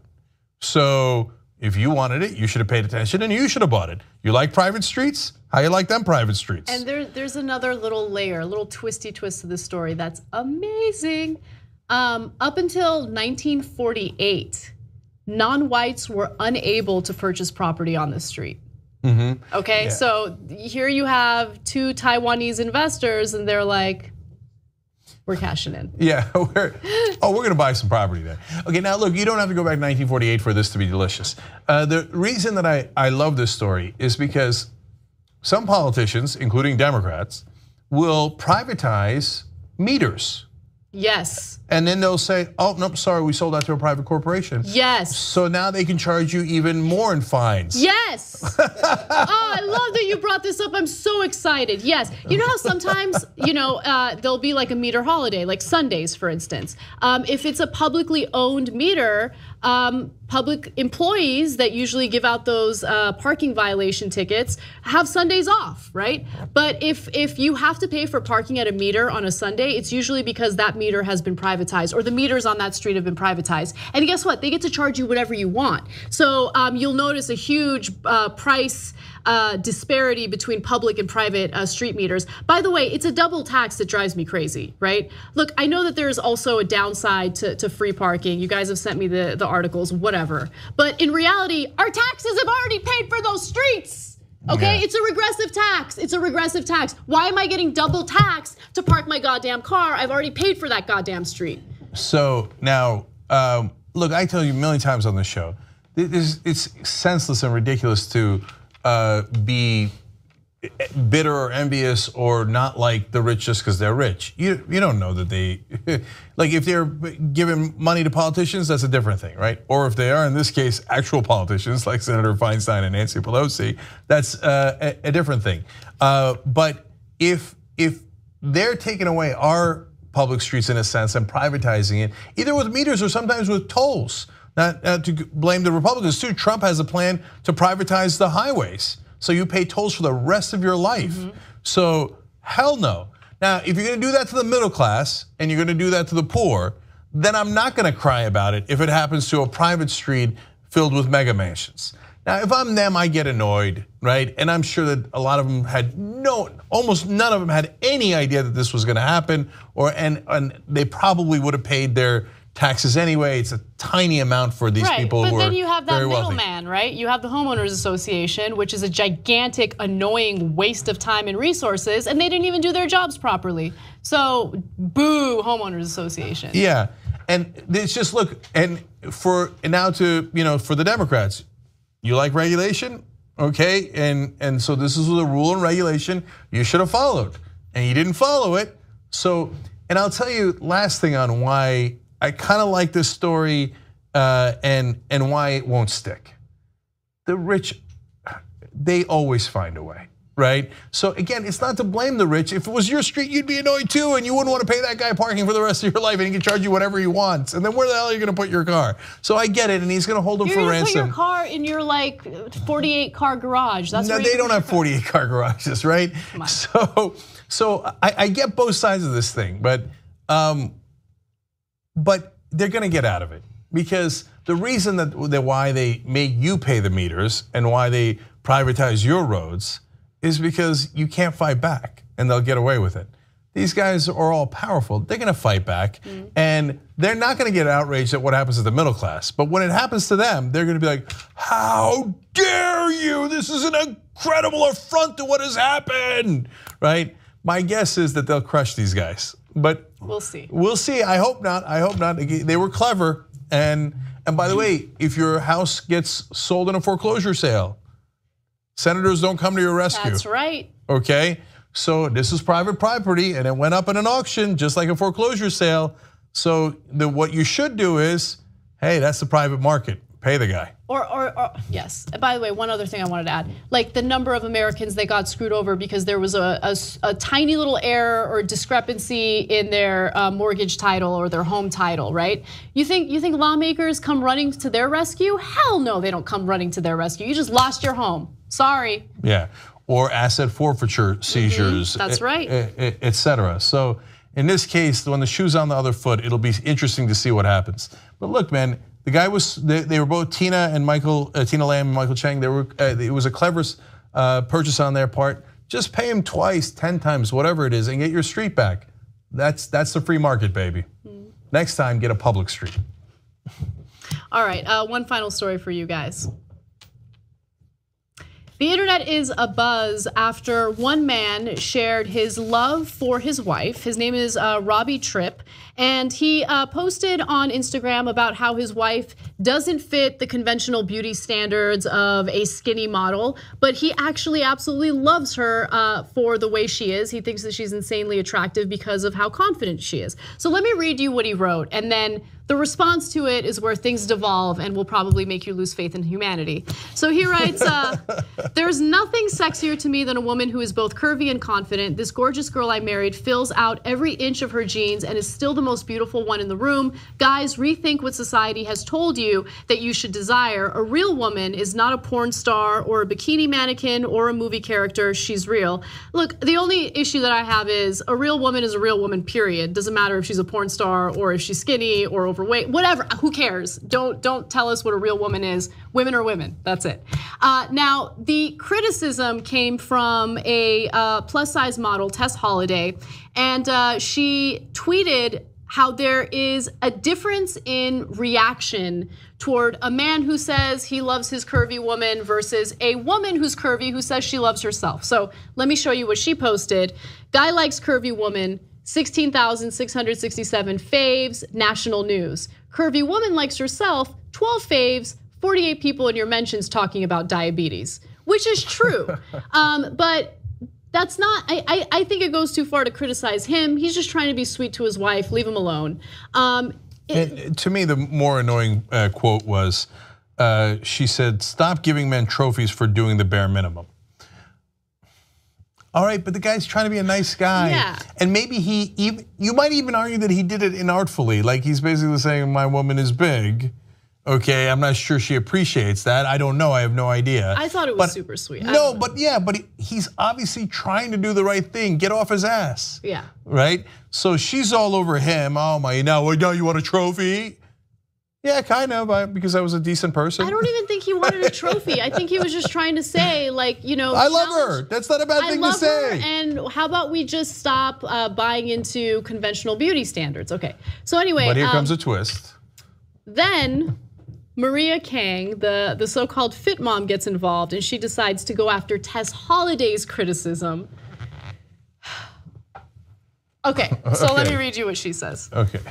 Did anyone read the story about a husband loving his wife regardless of size? I thought it was a sweet tribute of someone loving their spouse despite any standards. So far, so good. No issue. Okay. When I see someone like Tess Holliday criticize this, it's disheartening.